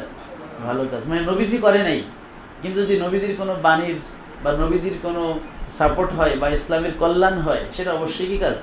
ভালো কাজ। সুতরাং যুগে যুগে যারা এই কোরআন সংকলনের কাজে জড়িত থাকবে, এই কোরআন ছাপার কাজে জড়িত থাকবে, তাই না? এখন যদি কোরআন এরকম ভলিউম বই পাওয়া না যেত, তাই ভাবে আমরা কি কোরআন, এখনো আফ্রিকার কিছু দেশ আছে কোরআনের ভলিউম তাদের নাই, তাদের ওই কারি সাহেবরা সিলেটের মধ্যে কোরআনের আয়াত লিখে দেয়, ছাত্ররা ওইটা দেখে মুখস্থ করে। আপনারা দেখছেন কিনা এই ভিডিওটা? আমি দেখেছি। অনেক দেশে আছে কোরআনের নুসখা নাই, কারণ ইহুদি খ্রিস্টানরা তারা কোরআনের নুসখাগুলো অনেক সময় জ্বালাই দেয়, পুড়াই দেয়, যাতে মুসলমানরা কোরআন ধারণ করতে না পারে। কোরআন না থাকলে পড়বে কি? তখন একজন গিয়ে তাদের কোরআন লেখায় লেখায় এভাবে পড়াইতেছে। তো এখন যারাই কোরআনের এই খেদমত করার জন্য কোরআনের ভলিউম তৈরি করতেছে, এই সবাই সব আমলের একটা সওয়াব কে পাবে? আবু বকর রাদিয়াল্লাহু আনহু পাবে। কারণ ফাইনা আউয়ালু মান সান্না বিজামিল কোরআন, এই কোরআন একত্রে এক পাণ্ডুলিপি করার প্রথম কাজটা কে করছে? হযরত আবু বকর। তিনি সে সবটা নিতে। ঠিক আছে,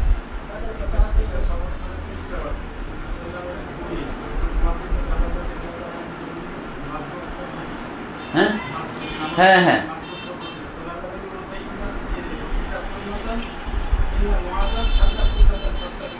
হ্যাঁ হ্যাঁ, মানে সবাই আগে এসে হচ্ছে জিজ্ঞেস করতো, ভাই কয় রাকাত হয়েছে? ভাই 2 রাকাত। হেরা আগে 2 রাকাত পড়ে তারপরে হচ্ছে জামাতে শরীক হতো। উনি প্রথম হচ্ছে ইমামের সাহেবের সাথে শরীক হয়েছে, পরে হচ্ছে সালাম ফেরানোর পরে উঠে দাঁড়ায় বাকি নামাজ পড়ছে। ঠিক আছে, মাসবুকের নামাজ যেটা আমরা এখন করি সেটা হলো মুয়াজ রাদিয়াল্লাহু আনহু করছে, প্রথমে এই নিয়মটা উনি জারি করছে।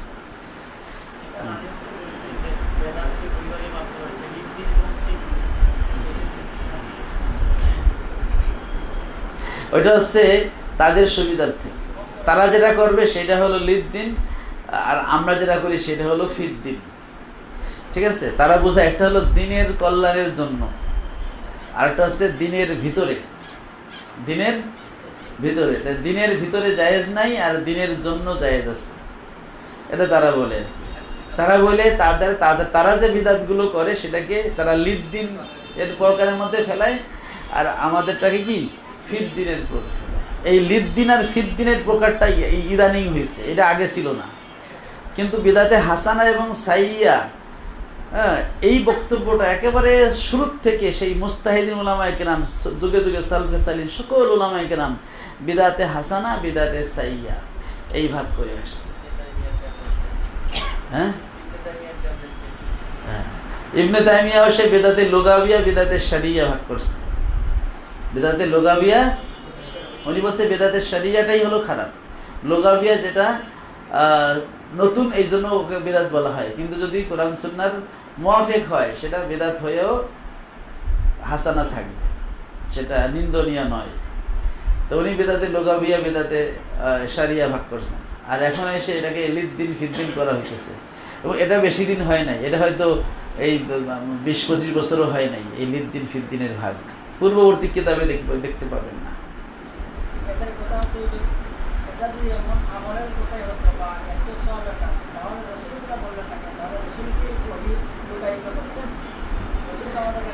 এগুলো যার বুঝ যেমন সেরকম। আমরা তো কেউ বলি না যে মিলাদ একবার পড়লে কত সব, বলি? মিলাদের মধ্যে যে দুরুদ আছে সেই দুরুদের সব তো বলাই আছে, তাই না? মিলাদে একবার পড়লে কত সব, এটাকে আমরা বলি? যেহেতু এটা বলি না, তার মানে মিলাদকে আমরা স্বতন্ত্র কোনো ইবাদত বলি না, বরং মিলাদ এটা একটা উপলক্ষ। এর মধ্যে যে আমরা আমলগুলো করি, কোরআন তেলাওয়াত করি, এর মধ্যে আমরা দুরূদ শরীফ পড়ি, এর মধ্যে আমরা দান খয়রাত করি, এর মধ্যে আমরা মানুষকে খাবার খাওয়াই, এর মধ্যে আমরা দোয়া করি, এইগুলো প্রত্যেকটাই হলো জায়েজ কাজ, এবং প্রত্যেকের জন্য আলাদা আলাদা সব হাদিসেই লেখা আছে। আমরা এটা বলি না যে একবার মিলাদ পড়লে এত নেকি হবে, এটা আমরা কেউ কোনো মিলাদিরা বলে না, ঠিক আছে? কোনো মিলাদিরা বলে না, বরং আমরা বলি যে মিলাদের মধ্যে কি হয়, কিছু মুস্তাহাব আমল করার সুযোগ হয়। আর মাজমুয়া হাইসিয়াতের এই কারণে রাসূলুল্লাহ ইসলামের প্রতি একটা মহব্বত, একটা পয়দা হয়। যারা মিলাদুন্নবী করে রাসূলুল্লাহ ইসলামের মহব্বতেই করে, অন্য কোনো এখানে উদ্দেশ্য নেই। হ্যাঁ, ওখান থেকে বরকত নেওয়ার জন্যই করে।